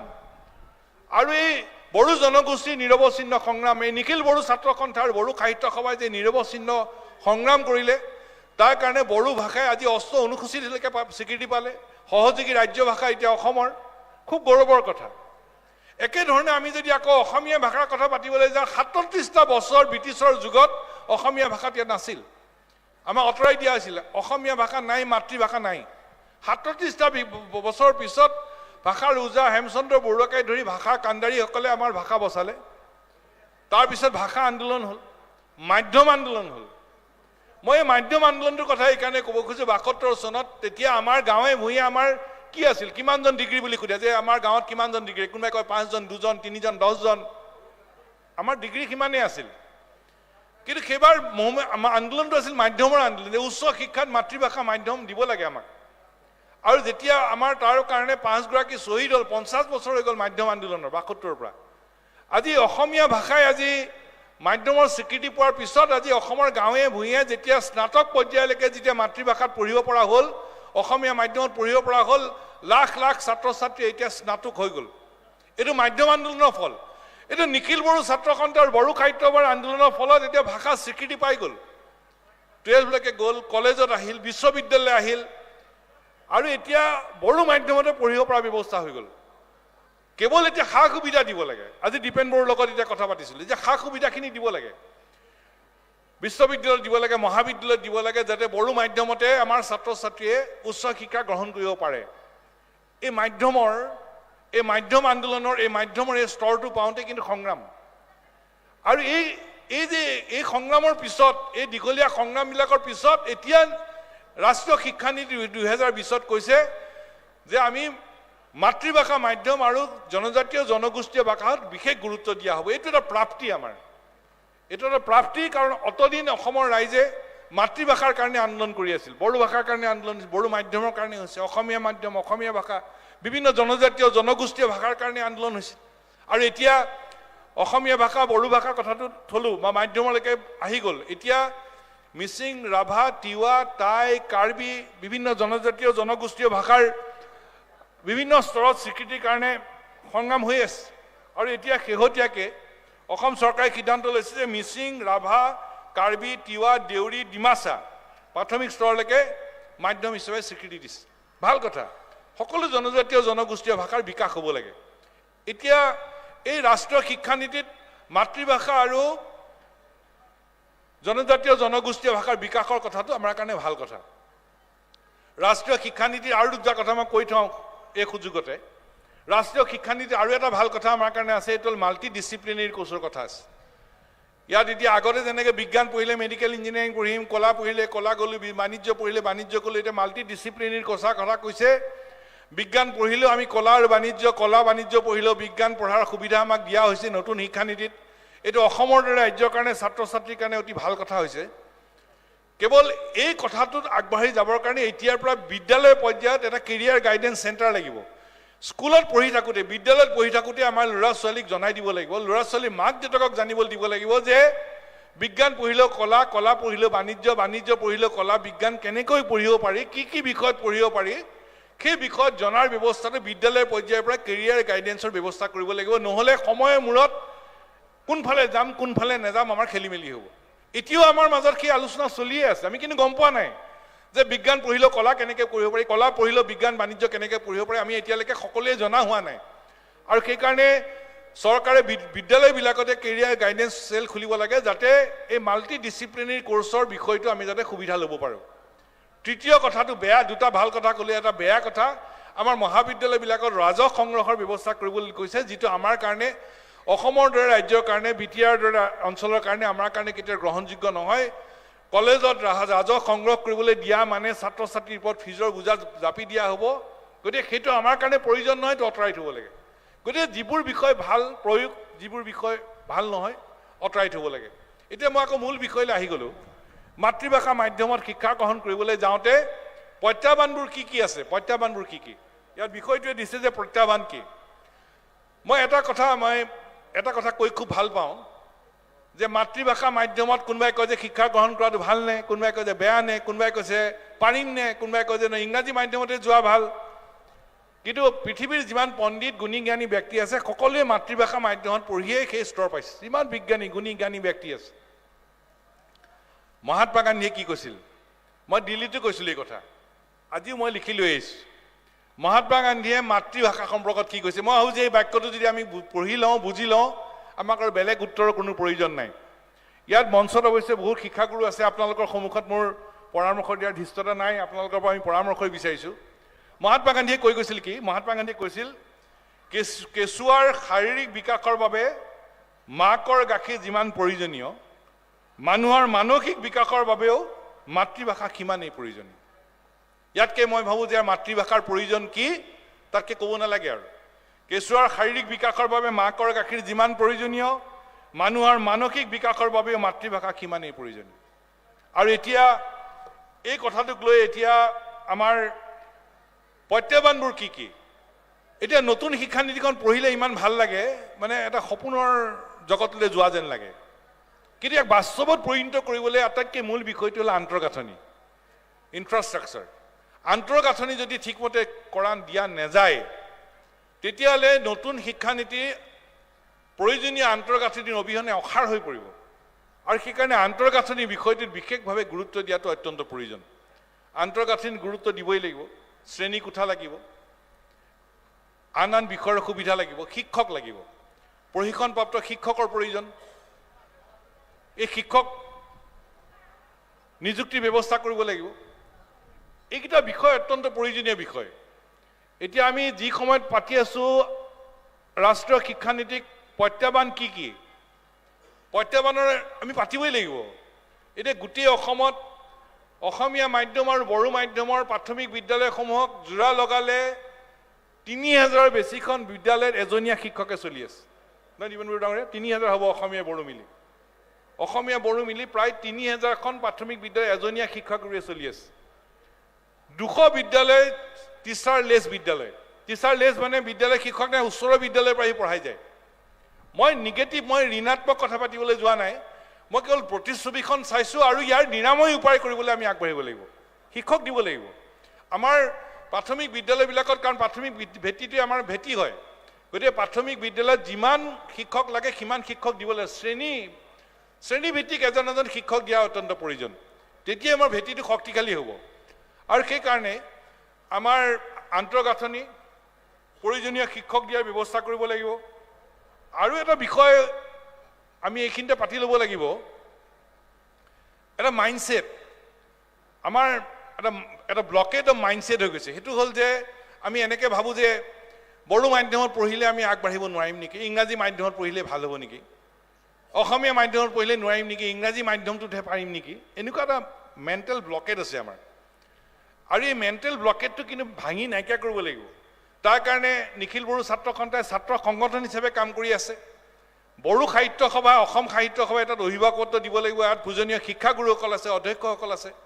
আপোনালোকৰ আমি অভিভাৱকত্ব বিচাৰিছোঁ, অসমৰ শিক্ষাগুৰুসকলে অভিভাৱকত্ব দিব লাগিব। এই মেণ্টেল ব্লকেটটো কেনেকৈ নাইকিয়া কৰিব পাৰি মই আগতেই কৈছোঁ মাতৃভাষাৰ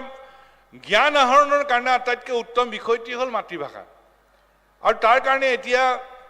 আমি এটা বিষয় অত্যন্ত প্ৰয়োজন সেই বিষয়টো হ'ল যে মাতৃভাষাত পঢ়িও মাধ্যমটো মাতৃভাষা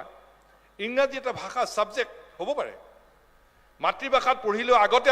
আমাৰ আগৰ যিসকলে মাতৃভাষাত পঢ়িছিল মাতৃভাষাত পঢ়াসকলে সলকলকৈ ইংৰাজী ক'ব পাৰে শুদ্ধকৈ ইংৰাজী লিখিব পাৰে এতিয়া মূল বিষয়টি কি প্ৰায়বোৰ পিতৃ মাতৃৰ চিন্তা বড়ো মাধ্যমত পঢ়িলে ইংৰাজী ক'ব নোৱাৰিব অসমীয়া মাধ্যমত পঢ়িলে ইংৰাজী ক'ব নোৱাৰিব আমাৰ মোৰ ল'ৰা ছোৱালী আগবাঢ়ি যাব নোৱাৰিব এটা ব্লকেট মানসিক এটা ব্লকেট হৈ যায় গতিকে আমি আগৰ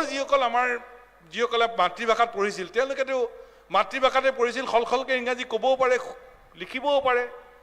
আমাৰ এতিয়া ভয় হয় যে বড়ো মাধ্যমত পঢ়িলে মই সলকলকৈ ইংৰাজী ক'ব নোৱাৰিম নেকি ভৰি কঁপি যায় শুদ্ধকৈ ইংৰাজী আবেদন লিখিব নোৱাৰিম নেকি এইটো আমাৰ ভয় এইটো নাইকিয়া কৰিবলৈ উপায় আছে এতিয়া আমাৰ যিটো শিক্ষাৰ ব্যৱস্থাটো যিটো পাঠ্যক্ৰম আমাক কেইবছৰমানৰ পৰা আমাক কনডেন্স ইংলিছ শিকাই দিয়া হ'ল বড়ো মাধ্যমতে পঢ়িব কিন্তু পূৰ্বতে যিটো ব্যৱস্থা আছিল তাকে আমি প্ৰাসংগিকভাৱে ব্যৱহাৰ কৰিব লাগে অসমীয়া মাধ্যমতে পঢ়িব কিন্তু পূৰ্বৰ ব্যৱস্থাটো প্ৰাসংগিকভাৱে ব্যৱহাৰ কৰিব লাগে বড়ো মাধ্যমত পঢ়িলেও ছাত্ৰ ছাত্ৰীসকলে সলকলকৈ ইংৰাজী ক'ব পৰা শুদ্ধকৈ ইংৰাজী লিখিব পৰাকৈ এটা ব্যৱস্থা প্ৰৱৰ্তন কৰাটো প্ৰয়োজন কৰিব পাৰি ভাষা আৰু মাধ্যমৰ মাজত কিন্তু পাৰ্থক্য আছে মাধ্যম বড়ো ইংৰাজী কেন বি এ ছাবজেক্ট শুদ্ধকৈ যাতে ইংৰাজী ক'ব পাৰে শুদ্ধকৈ যাতে সলকলকৈ ইংৰাজী লিখিব পাৰে এই কামটো আমি কৰাৰ উপায় আছে চেলেঞ্জেছ প্ৰত্যাহ্বান এইটোহে প্ৰত্যাহ্বানটো অতিক্ৰম কৰাৰ উপায় আছে পূৰ্বতে আছিল এতিয়া কেৱল প্ৰাসংগিকভাৱে আগুৱাই নিব লাগে এই কামটো আগবঢ়াই নিব নোৱাৰা কোনো ব্যৱস্থা কোনো কথা নাই আৰু এই বিষয়টোত তেনে এটা ব্যৱস্থা আগবাঢ়ি যোৱাটো অত্যন্ত প্ৰয়োজন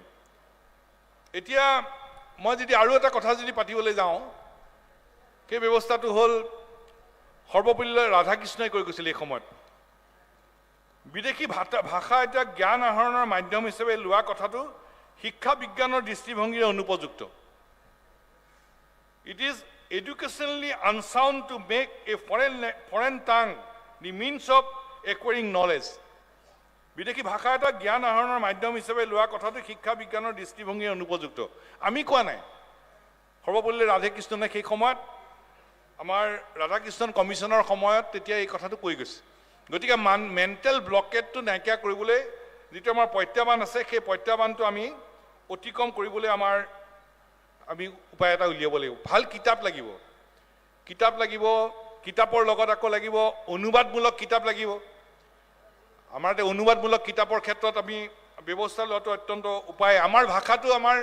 এনৰিচ কৰি নিবলৈ কাৰণে ব্যৱস্থা কৰিব লাগিব তাৰ কাৰণে নেতৃত্ব ল'ব লাগিব আমাৰ পণ্ডিতসকলে আমাৰ ভাষাবিদসকলে বড়ো সাহিত্য সভাই অসম সাহিত্য সভাই বা আমাৰ শিক্ষাগুৰুসকলে বড়ো সাহিত্য সভাই এই ক্ষেত্ৰত যথেষ্ট কাম কৰি আছে গতিকে আমাৰ ভাষাটোক এনৰিচ কৰি লৈ যাবৰ কাৰণে অনুবাদমূলক কিতাপৰ ব্যৱস্থাও লাগিব ভাল কিতাপ লাগিব ছাত্ৰ ছাত্ৰীৰ হাতত ভাল কিতাপ তুলি দিয়াৰ ব্যৱস্থা কৰিব লাগিব আৰু এটা প্ৰত্যাহ্বানৰ কথা মই ক'ব খুজিম সেইটো খুব জৰুৰী এতিয়া এফালে কৈছে মাতৃভাষাত গুৰুত্ব দিব লাগে আৰু আনফালেদি কৈছে যে প্ৰাইভেট ইনভেষ্টমেণ্ট হ'ব লাগে প্ৰাইভেট ইনভেষ্টমেণ্ট কৰি আকৌ মাতৃভাষাক আগুৱাই নিয়াৰ কথাটো এটা কণ্ট্ৰাডিক্টৰী কথা গতিকে আমি চাব লাগিব যে প্ৰাইভেট ইনভেষ্টমেণ্ট হ'লেও এই প্ৰাইভেট ইনভেষ্টমেণ্ট কৰা বিদ্যালয়সমূহত মাতৃভাষাক গুৰুত্ব দিয়াৰ ব্যৱস্থা কৰিব লাগিব মাতৃভাষাক বাধ্যতামূলকভাৱে শিকাব লাগিব প্ৰাইভেট ইনভেষ্টমেণ্ট কৰি তেওঁলোকে ইংৰাজী মাধ্যমৰ বিদ্যালয় খুলিব বা ব্যক্তিগত খণ্ডৰ মাতৃভাষা মাধ্যমৰ বিদ্যালয়ও হ'ব পাৰে বড়ো মাধ্যমৰ বিদ্যালয় আছে অসমীয়া মাধ্যমৰ বিদ্যালয়ও আছে ব্যক্তিগত খণ্ডৰ কিন্তু ব্যক্তিগত খণ্ডৰ বড়ো মাধ্যমৰ বিদ্যালয় বড়ো শিকাবই অসমীয়া মাধ্যমৰ বিদ্যালয় বড়ো অসমীয়া শিকাবই কিন্তু প্ৰাইভেট ইনভেষ্টমেণ্টৰ জৰিয়তে ইয়াত তেওঁলোকে লাভ কৰিবলৈ আহিব লাভ কৰিবলৈ আহোঁতে তেওঁলোকে বিষয়টোক আগুৱাই নিবলৈ যাওঁতে তেওঁলোকে এটা ইউনিভাৰ্চেল তেওঁলোকে এটা চিন্তা লৈ আহিব আৰু এই ইউনিভাৰ্চেল চিন্তাটো লৈ তেওঁলোকে ইনভেষ্টমেণ্ট কৰিব আৰু তেতিয়া তেওঁলোকে মাতৃভাষাক গুৰুত্ব দিছে নে নাই গুৰুত্ব দিব নে নাই তাৰ এটা সঠিক সিদ্ধান্ত লাগিব আৰু সেই কণ্ট্ৰাডিক্টৰী পইণ্টটো নাইকিয়া কৰিব পৰস্পৰ বিৰোধী কামটো নাইকিয়া কৰিবলৈ ৰজাঘৰে ক'ব লাগিব যে ঠিক আছে বিদ্যালয় পাতিছা কিন্তু মাতৃভাষা শিকাব লাগিব বড়ো ভাষা শিকাব লাগিব অসমীয়া ভাষা শিকাব লাগিব বাকী জনজাতীয় জনগোষ্ঠীয় ভাষা শিকাব লাগিব এতিয়া এই বিষয়ত মই এটা কথা কৈ থ'ব খোজোঁ সেই কথাটো হ'ল মানে অসম চুক্তিৰ 6 নম্বৰ দফা অনুসৰি আমি ৰক্ষা কবচ বিচাৰি আছিলোঁ ৰক্ষা বিপ্লৱ শৰ্মা কমিটিৰ পৰামৰ্শ দিছে আৰু ৰক্ষা কবচটো হ'ল আমাৰ খিলঞ্জীয়া মানুহৰ কাৰণে আৰু এই ৰক্ষা কবচৰ এটা অন্যতম বিষয় আছিল বিপ্লৱ শৰ্মা কমিটিৰ প্ৰতিবেদনত যে ইংৰাজী মাধ্যমৰ বিদ্যালয়ত আমাৰ ভাষা শিকাব লাগে আৰু এই ভাষাটো শিকাবৰ কাৰণে সিদ্ধান্ত হ'ল যে ব্ৰহ্মপুত্ৰ উপত্যকাৰ এতিয়া গোটেই অসমৰ ভিতৰত প্ৰথম ব্ৰহ্মপুত্ৰ উপত্যকা লোৱা হৈছে এটা সিদ্ধান্ত হৈছে যে ব্ৰহ্মপুত্ৰ উপত্যকাৰ ইংৰাজী মাধ্যমৰ চৰকাৰী বেচৰকাৰী সকলো বিদ্যালয়ত অসমীয়া ভাষা বাধ্যতামূলকভাৱে শিকোৱা হ'ব বিটিআৰ এলেকাত বড়ো অসমীয়া যোনে শিকে বাধ্যতামূলকভাৱে বিদ্যালয় শিকাব লাগিব নহ'লে পানিছমেণ্ট হ'ব এই কথাটো আগবাঢ়ি যাওঁতে তেতিয়া আমি নিখিল বড়ো ছাত্ৰ সন্থাৰ সভাপতি দীপেন বড়ো ডাঙৰীয়াক আমি পালোঁ আলোচনাৰ পিছত দীপেন বড়ো ডাঙৰীয়াই এটা পৰামৰ্শ আমাক দিলে আফচুৰ ফালৰ পৰা যে ব্ৰহ্মপুত্ৰ উপত্যকাত ইংৰাজী মাধ্যমৰ বিদ্যালয়ত অসমীয়া বাধ্যতামূলক বিটিআৰ এলেকাত বড়ো বা অসমীয়া যোনে যিটো পঢ়িব দীপেন বড়ো ডাঙৰীয়াই ক'লে যে ঠিক আছে বিটিআৰ বাদ দিও ব্ৰহ্মপুত্ৰ উপত্যকাৰ বাকীবোৰ অঞ্চলতো যিবোৰ শিক্ষানুষ্ঠান আছে ইচ্ছুক ছাত্ৰ ছাত্ৰীসকলক বড়ো ভাষা শিকোৱাবলৈ কাৰণে বড়ো ছাবজেক্ট পঢ়াৰ সুবিধা দিয়াটো উচিত হ'ব আমি সদৌ অসম ছাত্ৰ সন্থাই নিখিল বড়ো ছাত্ৰ সন্থাৰ দৃষ্টিভংগীত আমি একমত প্ৰকাশ কৰিছোঁ আমি একমত প্ৰকাশ কৰিছোঁ এতিয়া ব্ৰহ্মপুত্ৰ ইয়াৰ পিছৰ আলোচনাত নিখিল বড়ো ছাত্ৰ সন্থাই পৰামৰ্শটো আমি লৈ যাম একমত হৈ লৈ যাম আৰু কম যে ব্ৰহ্মপুত্ৰ উপত্যকাৰো বাকী বিদ্যালয়সমূহতো শিক্ষানুষ্ঠানসমূহতো যিসকল ছাত্ৰ ছাত্ৰীয়ে বড়ো শিকিব খোজে সেই বড়ো শিকোৱাৰ ব্যৱস্থা ব্যক্তিগত শিক্ষা খণ্ডৰ শিক্ষানুষ্ঠানসমূহে কৰিব লাগিব এই বিষয়টো আমি আগুৱাই লৈ যাম এইটো আছিল প্ৰাইভেট ইনভেষ্টমেণ্টৰ ব্যক্তিগত খণ্ডৰ বিদ্যালয়সমূহত এটা সাংঘাতিক অসমত চলি আছিল ইয়াত ব্যক্তিগত খণ্ডৰ বিদ্যালয় কিন্তু মাতৃভাষাত গুৰুত্ব নিদিয়ে না বড়ো শিকায় না অসমীয়া শিকায় কোনো কথা নাই এতিয়া সেইটো বন্ধ হ'ব এইটো ৰক্ষা কবচৰ এটা অন্যতম ব্যৱস্থা আৰু এই বিষয়ত আমি আগুৱাই যাওঁতে আমি নিখিল বড়ো ছাত্ৰ সন্থাৰ লগত আমি আৰু কথা বতৰা পাতি আগবাঢ়ি যাম কিন্তু ইতিমধ্যে এই বিষয়ত আমি একমত প্ৰকাশ কৰিছোঁ আমি আগুৱাই লৈ যাম বড়ো সাহিত্য সভাৰো এই দিশত আমি দিহা পৰামৰ্শ আমি কামনা কৰিছোঁ এতিয়া আহি গ'ল আমি আৰু এটা বিষয় কথা মই ক'বই লাগিব এইটো কথা মানে নক'লে ভুল হ'ব মাজতে এটা আমাৰ ঘটনা ঘটিছিল মোৰ সময় আহি আছে আৰু 10 মিনিটত শেষ কৰিম আৰু এটা কথা আহি আছিল মাজতে আমাৰ মাতৃভাষা আমাৰ নতুন শিক্ষানীতিত কৈছে যে বিজ্ঞান আৰু গণিত মানে মাল্টি লেংগুৱেজ মানে বাইলিংগুৱেল কিতাপ হ'ব লাগে সেইটো আছিল উপায় কিন্তু মাজতে কি কৰিলে আমাৰ বাইলিংগুৱেল নাইকিয়া কৰি অকল মানে ইংৰাজীত শিকাবলৈ আৰম্ভ কৰিলে এটা বছৰ আমি ভুগিছোঁ এটা বছৰ আমাৰ বিদ্যালয়সমূহত ছাত্ৰ ছাত্ৰীয়ে কি পঢ়িব শিক্ষক শিক্ষয়িত্ৰীয়ে কি পঢ়াব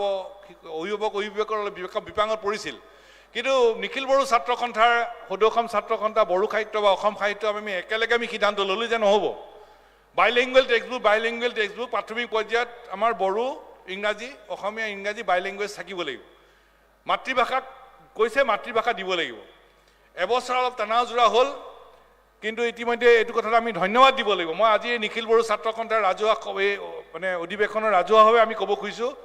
এই বিষয়টো আগুৱাই নিওঁতে নিখিল বড়ো ছাত্ৰ সন্থাৰ বড়ো সাহিত্য সভাই বলিষ্ঠভাৱে নেতৃত্ব ল'লে চৰকাৰে যেতিয়া নিখিল বড়ো ছাত্ৰ সন্থাৰ বড়ো সাহিত্য সভাৰ লগত কথা বতৰা পাতিলে একেই সিদ্ধান্ত হ'ল ভাবিলে যে আছুৰ লগত কথা নপতাকে আফচুৰ লগত কথা পাতিলে কিজানি কিবা ওলাই ফৰ্মুলা কিন্তু আফচুৱে ক'লে নহয় আমাৰ ফৰ্মুলা এটাই মাতৃভাষা লাগিবই আৰু অৱশেষত নিখিল বড়ো ছাত্ৰ সন্থাৰ বড়ো সাহিত্য সভাৰ লগত আলোচনা হওঁতে একেবাৰে অলৰ অচৰকৈ যুক্তিত ধৰি থাকিলে আৰু সেইকাৰণে এতিয়া আমাৰ বাইলিংগুৱেল টেক্সটবুক এতিয়া দুখন কিতাপ দুটা ভাষাত কিতাপ দিয়াটো ঠিক হ'ল এতিয়া কিতাপটো সেই বিষয়ত আমি আগবাঢ়ি গ'লোঁ তাৰ কাৰণে মই নিখিল বড়ো ছাত্ৰ সন্থা বড়ো সাহিত্য সভাক আমি আন্তৰিক অভিনন্দন জনাইছোঁ ধন্যবাদ জনাইছোঁ এতিয়া তাতে এটা প্ৰশ্ন আছে এই প্ৰশ্নটো এই বিষয়টো আমি আগবাঢ়ি গ'লোঁ কিন্তু এই বিষয়টো আগবাঢ়ি যাওঁতে আমি বড়ো মাধ্যম আৰু ইংৰাজী মাধ্যমৰ কিতাপ দুখন জোৰা লগাই দিলেই মাল্টি লেংগুৱেজ হৈ যাব নেকি বা সেইটোকে আমি আগুৱাই লৈ যাম নেকি ছাত্ৰ ছাত্ৰীয়ে কি কৰিব বড়ো পঢ়িল ইংৰাজীও পঢ়িল কোনফালে পঢ়িব কোনফালে নপঢ়িব গতিকে আমাৰ শিক্ষাগুৰুসকল আছে শিক্ষাগুৰুসকলে এই দিশত আমাক পৰামৰ্শ দিব আমি কৈছিলোঁ ঠিক আছে বাইলিংগুৱেল কৈছে থাকক কিন্তু বড়ো ভাষাত বড়ো মাধ্যমত পঢ়া ছাত্ৰ ছাত্ৰীসকলে বা অসমীয়া মাধ্যমত পঢ়া ছাত্ৰ ছাত্ৰীসকলে আমি যেতিয়া পঢ়িবলৈ যাম আমি যেতিয়া পঢ়ি থাকিম তেতিয়া ইংৰাজী যিটো পৰিভাষা এই পৰিভাষাটো তাত মানে অন্তৰ্ভুক্ত কৰাটো অত্যন্ত প্ৰয়োজন ইংৰাজী পৰিভাষাটো অন্তৰ্ভুক্ত কৰিলে তেতিয়া ছাত্ৰ ছাত্ৰীসকলে বড়ো ভাষাটো বুজি পাব বিজ্ঞান আৰু গণিতৰ আৰু লগে লগে ইংৰাজী ভাষাটো বুজি পাব মানে ইংলিছ টাৰ্মিনলজিটো তাত বড়ো ভাষাৰ পৰিভাষাটো বা অসমীয়া ভাষাৰ পৰিভাষাটো তাতে অন্তৰ্ভুক্ত কৰাটো দৰকাৰ মাল্টি লেংগুৱেজ টেক্সটবুকৰ লগত বিজ্ঞান আৰু গণিতৰ ইংলিছ টাৰ্মিনলজিটো যদি তাত দি দিয়া যায় তেতিয়াহ'লে ছাত্ৰ ছাত্ৰীসকল উপকৃত হ'ব এটা চিন্তা প্ৰকাশ কৰিলোঁ শিক্ষাগুৰুসকলৰ পৰা এই দিশত পৰামৰ্শ বিচাৰিছোঁ আৰু ইতিমধ্যে আৰম্ভ কৰিছে মই অসম জাতীয় বিদ্যালয়ৰ কথা কম মই দুবাৰ কম অসম জাতীয় বিদ্যালয়ৰ কথা প্ৰথমবাৰ কম যে তেওঁলোকে অলৰেডি কিতাপ ছপাই তেওঁলোকে ইংৰাজী টাৰ্মিনলজি তেওঁলোকে অলৰেডি দিছে গণিত আৰু বিজ্ঞানত গতিকে এই দিশত মাল্টি লেংগুৱেজ কিতাপৰ ক্ষেত্ৰত এই বিষয়টো এটা অত্যন্ত জৰুৰী বিষয় এই বিষয়টো অন্তৰ্ভুক্ত কৰাটো অত্যন্ত প্ৰয়োজন আৰু এটা বিষয় হ'ল বিজ্ঞান প্ৰযুক্তিৰ প্ৰয়োগ যিটো চাইণ্টিফিক টুলছৰ প্ৰয়োগৰ ক্ষেত্ৰত এটা প্ৰত্যাহ্বান আহিব সেই বিষয়টোতো আমি এতিয়াতো আহি গ'ল বিজ্ঞান প্ৰযুক্তিৰ যুগ গতিকে ব্যৱহাৰ কৰিবই লাগিব কেনেকৈ কৰিম সঠিকভাৱে কেনেকৈ কৰিম এই বিষয়টো অত্যন্ত প্ৰয়োজন আৰু এটা আহি গ'ল equal development and equal assessment সেইটো এটা অত্যন্ত প্ৰয়োজন মাতৃভাষা মাধ্যমত পঢ়িবলৈ যাওঁতে সেই বিষয়টো আটাইতকৈ প্ৰয়োজন কাৰণ আমি শুনো আমি কওঁ আমি পঢ়োঁ আৰু আমি লিখোঁ আমি শুনি লওঁ আমি কওঁ তাৰপিছত আমি পঢ়োঁ তাৰপিছত আমি লিখোঁ এই বিষয়টো আমি এই বিষয়েৰে আমি আগবাঢ়ি যাম আৰু সেইটোত মাতৃভাষাৰ বাহিৰে বিকল্প একো নাই আৰু সেইকাৰণে ইকুৱেল ডেভেলপমেণ্ট আৰু ইকুৱেল এছেছমেণ্ট এই এছেছমেণ্টৰ বিষয়টোত বিশেষভাৱে গুৰুত্ব দিয়াটো অত্যন্ত প্ৰয়োজন এতিয়া মই আন এটা কথালৈ আহোঁ উচ্চ শিক্ষা গ্ৰহণৰ ক্ষেত্ৰত বেলেগ নাই মই মাত্ৰ দুটা কথা উদাহৰণ দিম UGCৰ তৰফৰ পৰা বিশ্ববিদ্যালয়সমূহৰ উপাচাৰ্যসমূহলৈ এখন চিঠি দিছে উপাচাৰ্যসকলে এখন চিঠি দি কৈছে যে বিশ্ববিদ্যালয়সমূহে মাতৃভাষাত ছাত্ৰ ছাত্ৰীক পঢ়াৰ সুবিধা দিব লাগে পৰীক্ষাত বহাৰ সুবিধা দিব লাগে আনকি গৱেষণা কৰিবলৈ সুবিধা দিব লাগে মাতৃভাষাত বিশ্ববিদ্যালয়বিলাকলৈ এখন চিঠি দিছে তাৰমানে উচ্চ শিক্ষাটো আমি মাতৃভাষাত পঢ়িবলৈ পৰীক্ষাত বহিবলৈ গৱেষণা কৰিবলৈ আমাক সুবিধা প্ৰদান কৰা হৈছে সেই বিষয়টোৱে এতিয়া কাৰ্যকৰীভাৱে আগুৱাই নিয়াটো অত্যন্ত প্ৰয়োজন কেনেকৈ কাৰ্যকৰী হ'ব কাৰ্যকৰী কৰিবলৈ এতিয়াই পৰিকল্পনা লাগিব এইটোৱে প্ৰত্যাহ্বান আৰু কাৰ্যকৰী কৰাৰ ক্ষেত্ৰত বিশ্ববিদ্যালয় কৰ্তৃপক্ষসমূহে এতিয়াৰ পৰা বিধি ব্যৱস্থা গ্ৰহণ কৰাটো অত্যন্ত প্ৰয়োজন আনটো বিষয় হ'ল যে মেডিকেল ইঞ্জিনিয়াৰিং এতিয়া কৈছে মেডিকেল ইঞ্জিনিয়াৰিং এতিয়া মাতৃভাষাত পঢ়িবলৈ পাব আমাৰ অসমত স্বাস্থ্য বিশ্ববিদ্যালয়ৰ উপাচাৰ্যক মেডিকেল কেৰিকুলাম পাঠ্যক্ৰম অনুবাদ কৰিবলৈ দিছে আমাৰ দেশৰ গৃহমন্ত্ৰীগৰাকীয়ে সন্মানীয় গৃহমন্ত্ৰীগৰাকীয়ে মধ্যপ্ৰদেশত গৈ তাৰ মাতৃভাষাত মেডিকেলৰ পাঠ্যক্ৰম উদ্বোধন কৰিছে দেশৰ ভাৰতবৰ্ষৰ প্ৰধানমন্ত্ৰী নৰেন্দ্ৰ মোদী ডাঙৰীয়াই কৈ আছে মাতৃভাষাত পঢ়িব লাগে এতিয়া মেডিকেল ইঞ্জিনিয়াৰিং বা উচ্চ শিক্ষা যেতিয়া মাতৃভাষাত পঢ়াবলৈ যাব তাৰ কাৰণে প্ৰস্তুতি কিমান সেই প্ৰস্তুতি সম্পৰ্কটো এতিয়াৰ পৰা ব্যৱস্থা ল'লেহে এই প্ৰত্যাহ্বানসমূহ আমি অতিক্ৰম কৰিব পাৰিম সুবিধা দিছে কিন্তু এই সুবিধাবোৰ লক্ষ্যত উপনীত হ'বলৈ তাৰ কাৰণে প্ৰস্তুতিৰ প্ৰয়োজন আৰু এই প্ৰস্তুতিসমূহত আমি প্ৰস্তুতিসমূহ কেনেধৰণে আগবঢ়াই লৈ যাম সেইটো অত্যন্ত প্ৰয়োজনীয় বিষয় মই আৰু এটা বিষয় মই কৈ থ'ব খুজিছোঁ এইটো হ'ল এই মাতৃভাষা শিক্ষা কৰিবলৈ যাওঁতে এতিয়া আমি ক'লৈ গৈ আছোঁ এই বিষয়টোত এটা আলোচনা হৈছে আমি ক'লৈ যাম ইয়াৰ ভৱিষ্যত কথাটো ক'ত ইমাৰ্জিং ট্ৰেণ্ডটো কি ইমাৰ্জিং ট্ৰেণ্ডৰ কথা পতা হৈছে ইমাৰ্জিং ট্ৰেণ্ডৰ ভিতৰত যদি কথা পাতিবলৈ যাওঁতে এটা অলৰেডি পাতিলোৱে যে এতিয়া মাল্টি ডিচিপ্লিনাৰী কোৰ্চৰ কথা কৈছে এতিয়া ইমাৰ্জিং ট্ৰেণ্ডৰ ভিতৰত আমাৰ পৰিব এতিয়া বিভিন্ন অসমত আমাৰ জনগোষ্ঠীয় ভাষাসমূহৰ বিকাশৰ কথা আহি গ'ল 2 নম্বৰৰ কথা আৰু বিশ্ববিদ্যালয়সমূহত এতিয়া নতুনকৈ আকৌ নতুনকৈ মাতৃভাষা প্ৰৱৰ্তনৰ বিষয়টো লৈ গৈ আছে কিন্তু তাৰ লগে লগে আৰু এটা আটাইতকৈ ডাঙৰ কথা আহিব যে বিজ্ঞান প্ৰযুক্তিৰ প্ৰয়োগৰ ক্ষেত্ৰত এই বিষয়টো আমি কেনেকৈ লৈ যাম অনলাইন অফলাইনৰ কথা আমি পাতি আছোঁ কিন্তু অনলাইন অফলাইনৰ কথা পাতিবলৈ যাওঁতে এই বিজ্ঞান প্ৰযুক্তিৰ ব্যৱহাৰত মাতৃভাষাক আমি কি ধৰণে আমি লৈ যাম সেই বিষয়টোতো কিন্তু এটা সুপৰিকল্পিত এটা সিদ্ধান্ত গ্ৰহণ কৰা অত্যন্ত প্ৰয়োজন মই আৰু এটা কথা ক'বলৈ বিচাৰিম সেইটো হ'ল ইমাৰ্জিং ট্ৰেণ্ডটো এতিয়া ইটোৰ পিছত সিটো আহি থাকিব কাৰণ এটা ট্ৰেনজিশ্যনৰ কথা আহিব ইয়াত যেনেকৈ এতিয়া প্ৰাথমিকৰ পৰা ছেকেণ্ডেৰী হায়াৰ ছেকেণ্ডেৰী তাৰপিছত মহাবিদ্যালয় বিশ্ববিদ্যালয় প্ৰতিটো ট্ৰেনজিশ্যন পিৰিয়ডত এটা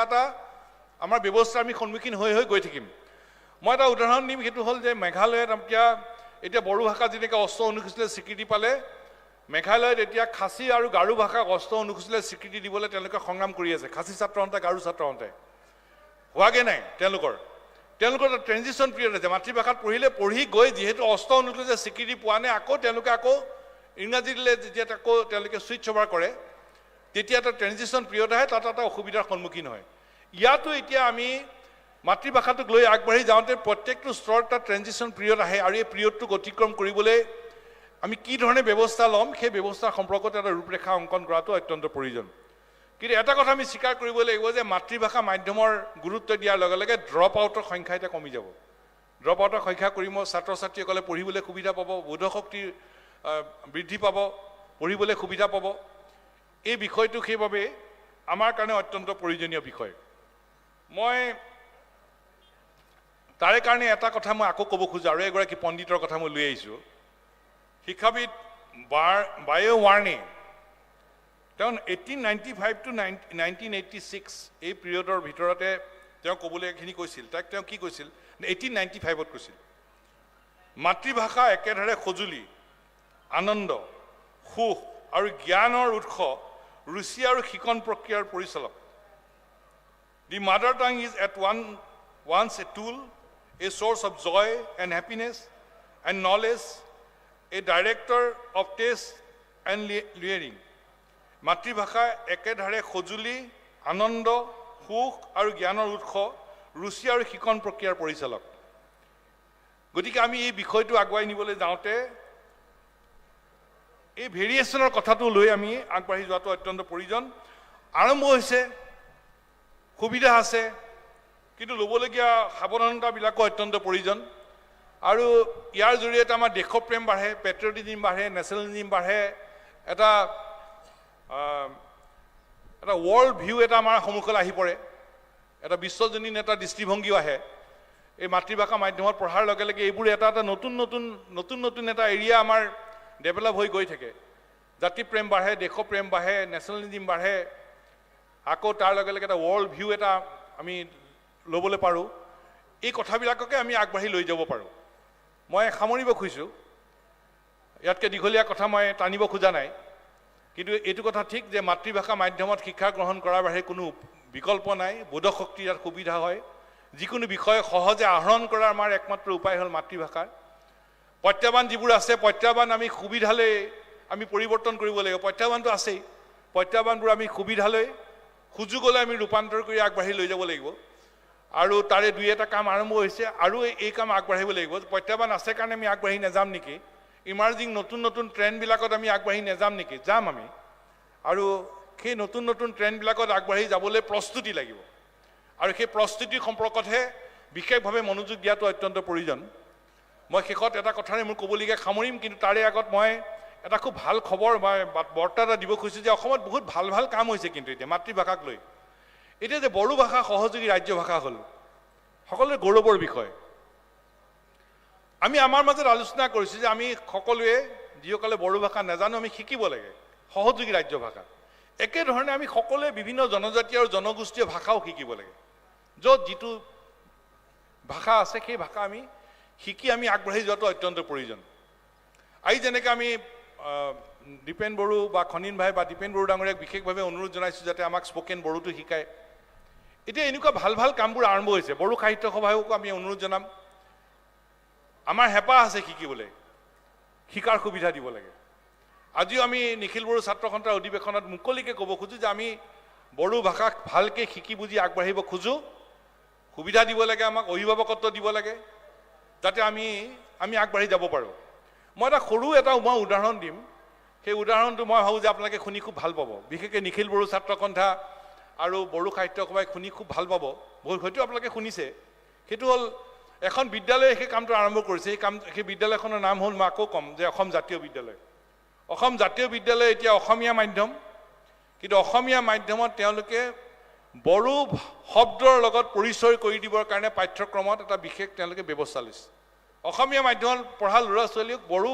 শব্দ বাক্যৰ লগত তেওঁলোকে পৰিচয় কৰাই দিছে আৰু তেওঁলোকে তাতে ইউনিট টেষ্টত নম্বৰ দিছে কাৰণ নম্বৰ নিদিলে ল'ৰা ছোৱালী নপঢ়িব পাৰেতো এইটো জাতীয় বিদ্যালয় পৰিচালনা কমিটিয়ে সিদ্ধান্ত লৈছে যে অসমীয়া মাধ্যমত পঢ়া ল'ৰা ছোৱালীয়ে বড়ো ভাষা শিকিব লাগিব। এতিয়াৰ পৰা শব্দৰ লগত পৰিচয় তেওঁলোকে কৰিছে, কিতাপৰ পৃষ্ঠা তেওঁলোকে তাত সংলগ্ন কৰি দিছে। মই কিতাপ আফচু আৰু বড়ো সাহিত্য মই আনি দিম, আৰু তেওঁলোকে ইউনিট টেষ্টত এটা নম্বৰ দি দিছে। মই ভাবোঁ যে অসমৰ জাতীয় জীৱনৰ কাৰণে ই অত্যন্ত আদৰণীয় পদক্ষেপ, অত্যন্ত প্ৰশংসনীয় পদক্ষেপ। মাতৃভাষা মাধ্যমক ল'বলৈ যাওঁতে বড়ো জনগোষ্ঠীৰ ল'ৰা ছোৱালীয়ে কেৱল বড়ো ভাষাটো শিকিব, অসমীয়া ভাষীবিলাকে কেৱল অসমীয়া ভাষীটো শিকাব, মিচিঙে মিচিং শিকিব, ৰাভাই ৰাভা শিকিব, সেই চিন্তাৰ অলপ পৰিৱৰ্তন কৰিব লাগিব। সেই চিন্তাৰ পৰিৱৰ্তন কৰি অসমত বসবাস কৰা সকলো জনগোষ্ঠীয়ে প্ৰতিটো জনগোষ্ঠীয় ভাষা জানিবলৈ শিকিবলৈ এটা পৰিৱেশ লৈ আমি আগবাঢ়ি যাব লাগিব। বড়ো ভাষাৰ বড়ো জনগোষ্ঠীৰ ছাত্ৰ ছাত্ৰীয়ে অসমীয়া ভাষা বা বেলেগ বেলেগ ভাষাৰ লগত পৰিচয় হৈয়ে আছে আৰু হ'ব। অসমীয়া ভাষী যিবোৰ ছাত্ৰ ছাত্ৰী আছে তেওঁলোকে বড়ো ভাষা বা আন আন জনগোষ্ঠীৰ জনজাতীয় জনগোষ্ঠীয় ভাষাৰ লগত পৰিচয় হ'ব, মিচিং ৰাভা সকলো। কাৰণ অসমখনত আমি সকলো জাতি জনগোষ্ঠীক লৈয়েতো আমাৰ জাতীয় জীৱন সমৃদ্ধ হৈছে, সকলোৰে ভাষা সংস্কৃতিক লৈয়েতো জাতীয় জীৱন চহকী হৈছে, আমাৰ ভাষা সংস্কৃতিৰ ভঁৰাল চহকী হৈছে। গতিকে সকলোৱে আমি সকলো ভাষা জানিবলৈ শিকিবলৈ এটা পৰিৱেশ ৰচনা কৰা অত্যন্ত প্ৰয়োজন। মই ভাবোঁ যে আফচু আৰু আছু আমি ছাত্ৰ সংগঠন, কিন্তু এই দিশত বিশেষকৈ বড়ো সাহিত্য বা অসম সাহিত্য সভাকে ধৰি সকলো জনজাতীয় জনগোষ্ঠীয় সাহিত্য সভা সংগঠনসমূহে এই দিশত সমাজক নেতৃত্ব ল'বলৈ আগবাঢ়ি আহিব। এই ভাল খবৰটো মই আপোনালোকক দিলোঁ। মাতৃভাষা মাধ্যমক আগুৱাই নিবলৈ এখন বিদ্যালয়ে যেতিয়া এই পদক্ষেপ লৈছে, মই ভাবোঁ যে গোটেই অসমত এই কাম কৰাটো সম্ভৱপৰ, অত্যন্ত আদৰণীয় পদক্ষেপ। পুনৰ মই ক'ব খোজোঁ যে এই যিটো বিষয় মাতৃভাষা মাধ্যমক লৈ আগবাঢ়ি যোৱাৰ যি প্ৰত্যাহ্বানৰ কথা পাতিছোঁ, এই প্ৰত্যাহ্বান আমি অতিক্ৰম কৰিব লাগিব, ইয়াক সুযোগলৈ ৰূপান্তৰ কৰি লৈ যাব লাগিব। আৰু তাৰ কাৰণে অত্যন্ত প্ৰয়োজন হ'ল ৰজা ঘৰৰ দায়িত্ব আহিব, তেওঁলোকে আন্তঃগাঁথনি ঠিক কৰিব লাগিব, প্ৰস্তুতি লাগিব। আন্তঃগাঁথনি অবিহনে নতুন শিক্ষানীতি অসাৰ হৈ পৰিব। আৰু সেইকাৰণে বাৰম্বাৰ এটা ছাত্ৰ সংগঠনৰ ফালৰ পৰা আমি সোঁৱৰাই থাকিম যেতিয়ালৈকে লক্ষ্যত উপনীত নহওঁ। সেইটো হ'ল যে নতুন শিক্ষানীতিক মাতৃভাষা মাধ্যমত গুৰুত্ব দিয়া বিষয়টো ভাল হৈছে, ইয়াক সম্পূৰ্ণ প্ৰস্তুতি লৈ আগবাঢ়ি যোৱাটো অত্যন্ত প্ৰয়োজন। তাৰ কাৰণে প্ৰয়োজনীয় আন্তঃগাঁথনি এতিয়াৰ পৰাই প্ৰস্তুত কৰক। আন্তঃগাঁথনি অবিহনে ই অসাৰ হ'ব, আৰু সেইকাৰণে আন্তঃগাঁথনিক লৈ প্ৰয়োজনীয় আন্তঃগাঁথনিক সৃষ্টি কৰি প্ৰয়োজনীয় প্ৰস্তুতিৰে এই বিষয়ত আগবাঢ়ি যোৱাটো অত্যন্ত প্ৰয়োজন। নিখিল বড়ো ছাত্ৰ সন্থা, বড়ো সাহিত্য সভা, অসম সাহিত্য বা সদৌ অসম ছাত্ৰ সন্থাই এই বিষয়ত অতদিনে মাতৃভাষাৰ জয়গান, মাতৃভাষা মাধ্যমৰ জয়যাত্ৰা, চৰকাৰী খণ্ডৰ শিক্ষানুষ্ঠানৰ জয়যাত্ৰাৰ বাবে যি সংগ্ৰাম কৰি আছে, সেই সংগ্ৰামখন সফল হ'ব তেতিয়াহে যেতিয়া আমি এই লক্ষ্যত উপনীত হ'ব পাৰিম। এইখিনি কথাকে কৈ নিখিল বড়ো ছাত্ৰ সন্থাৰ এই অধিৱেশনৰ লগত জড়িত হ'বলৈ সুবিধা দিয়াৰ কাৰণে নিখিল বড়ো ছাত্ৰ সন্থাৰ নেতৃবৰ্গক পুনৰ অভিনন্দন আৰু ধন্যবাদ জনালোঁ। আৰু পুনৰ ক'ব খুজিছোঁ যে বড়ো জনগোষ্ঠীৰ ছাত্ৰ ছাত্ৰীৰ সুৰক্ষিত শৈক্ষিক ভৱিষ্যত,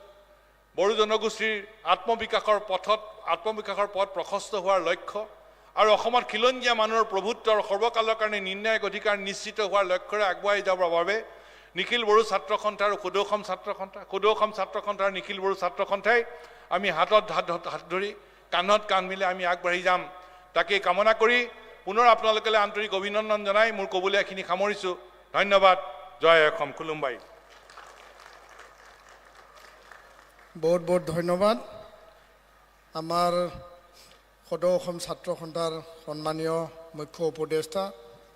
আৰু দীঘলীয়া কালৰ অসমৰ জাতীয় জীৱন, জাতীয়তাবাদ, সমাজ জীৱনৰ লগত জড়িত হৈ আছে। আৰু এই মঞ্চত আমাৰ লগত আজিৰ এই ৰাষ্ট্ৰীয় শিক্ষানীতি মাতৃভাষা মাধ্যমৰ ওপৰত আলোচনা যি চক্ৰ আছিল তাত অংশগ্ৰহণ কৰিলে। এই কথাটো আমি স্পষ্ট কৰিছোঁ, অসমত অসমীয়া ভাষা ৰাজ্যিক ভাষা, বড়ো ভাষা সহযোগী ৰাজ্যিক ভাষা, বিটিআৰত বড়ো ভাষা অসমীয়া ভাষা সমান্তৰালভাৱে চলিব। চৰকাৰী কাৰ্যালয়ত য'ত যেনেকুৱা ব্যৱহাৰ হ'ব লাগে সেইটো কাৰ্যকৰী কৰিব লাগে। সমান্তৰালভাৱে ইংৰাজী ভাষাও চলিব। আৰু মাতৃভাষা মাধ্যমৰ কাৰণে बिमानि रावनि जि बिजों दङ बिनि थाखाय जोङो हाबा मावलांगोन आरो बे खोथाखौ बिथाङा बुंदों। মই এই সময়ত সন্মানীয় ডক্টর সমজল কুমার ভট্টাচাৰ্যক জোৰদাৰ এবাৰ তেখেতক ধন্যবাদ জ্ঞাপন কৰি পেলাই হাত চাপৰি মাৰিবৰ কাৰণে আহ্বান জনাইছোঁ। Thank U. প্ৰজেক্ট নাগিদং মই শেষ কৰিব বিচাৰিছোঁ। প্ৰায় 3:30 বজা পাৰ হৈছে। আমি প্ৰায় 11টা বজাত আৰম্ভ কৰিছিলোঁ সম্বৰ্ধনা অনুষ্ঠানেৰে। ইয়াৰ পিছত আমাৰ শৈক্ষিক আৰু যুৱ প্ৰজন্মক লৈ এটা কনক্লেভ আমি আয়োজন কৰিছিলোঁ, য'ত নেকি আমাৰ বিটিআৰ প্ৰধান প্ৰমোদ বড়ো ডাঙৰীয়া, শিক্ষামন্ত্ৰী ৰণোজ পেগু ডাঙৰীয়া আৰু প্ৰফেচাৰ ৰমেশ বৰদৱাজ ডাঙৰীয়া, আমাৰ Sudhir Kumar N senior scientist ডাঙৰীয়া সকলোৱে নিজৰ নিজৰ ভাষণ প্ৰদান কৰিলে। আৰু শেষত আমাৰ মুখ্য উপদেষ্টা সদৌ অসম ছাত্ৰ সন্থাই ভাষণ প্ৰদান কৰিলে। दा बयखौबो आं बे समाव ইয়াত উপস্থিত এই সময়লৈকে আমাৰ কোকৰাঝাৰ মেডিকেল কলেজ আৰু হস্পিটেলৰ সন্মানীয় প্ৰিন্সিপাল অধ্যক্ষ আৰু আন আমাৰ অতিথি, বহুতো বিটিআৰ অঞ্চলত আন ঠাইৰ আমাৰ কলেজৰ শিক্ষাগুৰু, আমাৰ সন্মানীয় প্ৰিন্সিপাল প্ৰফেচাৰ সকলে উপস্থিত হৈছে। আমাৰ আমন্ত্ৰণ মৰ্মে ছাত্ৰ ছাত্ৰী উপস্থিত হৈছে। ইয়াত ভূটানৰ সন্মানীয় আমাৰ দাৱা পেঞ্জৰ ডাঙৰীয়া উপস্থিত হৈছে। বড়ো সাহিত্য সভা সাধাৰণ সম্পাদক বৰ্তমানলৈকে আমাৰ লগত আছে। সকলো ইয়াত উপস্থিত হৈছে। ছাত্ৰ ছাত্ৰী উপস্থিত হৈছিল। তেওঁলোকে কিছুৱে লাঞ্চৰ কাৰণে গ'ল, কিছু ছায়েন্সৰ প্ৰদৰ্শনী চাব গ'ল, কিছুমানে আমাৰ যি সাধাৰণ প্ৰদৰ্শনী তাত বিভিন্ন প্ৰদৰ্শনৰ কাৰ্যসূচী ৰাখিছে, এক্সিবিশ্যন তালৈ গ'ল। মই এই মুহূৰ্তত সকলোকে ধন্যবাদ জ্ঞাপন কৰিছোঁ। এটা সফল मोनसे सावरायमेल जाफुंसारबाय। बयनिबो मददनि गेजेरजों जोंनि मान बावनाय हाबाफारिया जाफुंसारबाय। बयखौबो गोसो गोरबोनिफ्राय खुलुमनाय जासिनानै दिनैनि बे सावरायमेल बरायनाय हाबाफारि बेखौ आं बेखिनियावनो फोजोबबाय। धन्यबाद, थेंक इउ। सभा समाप्त হৈছে।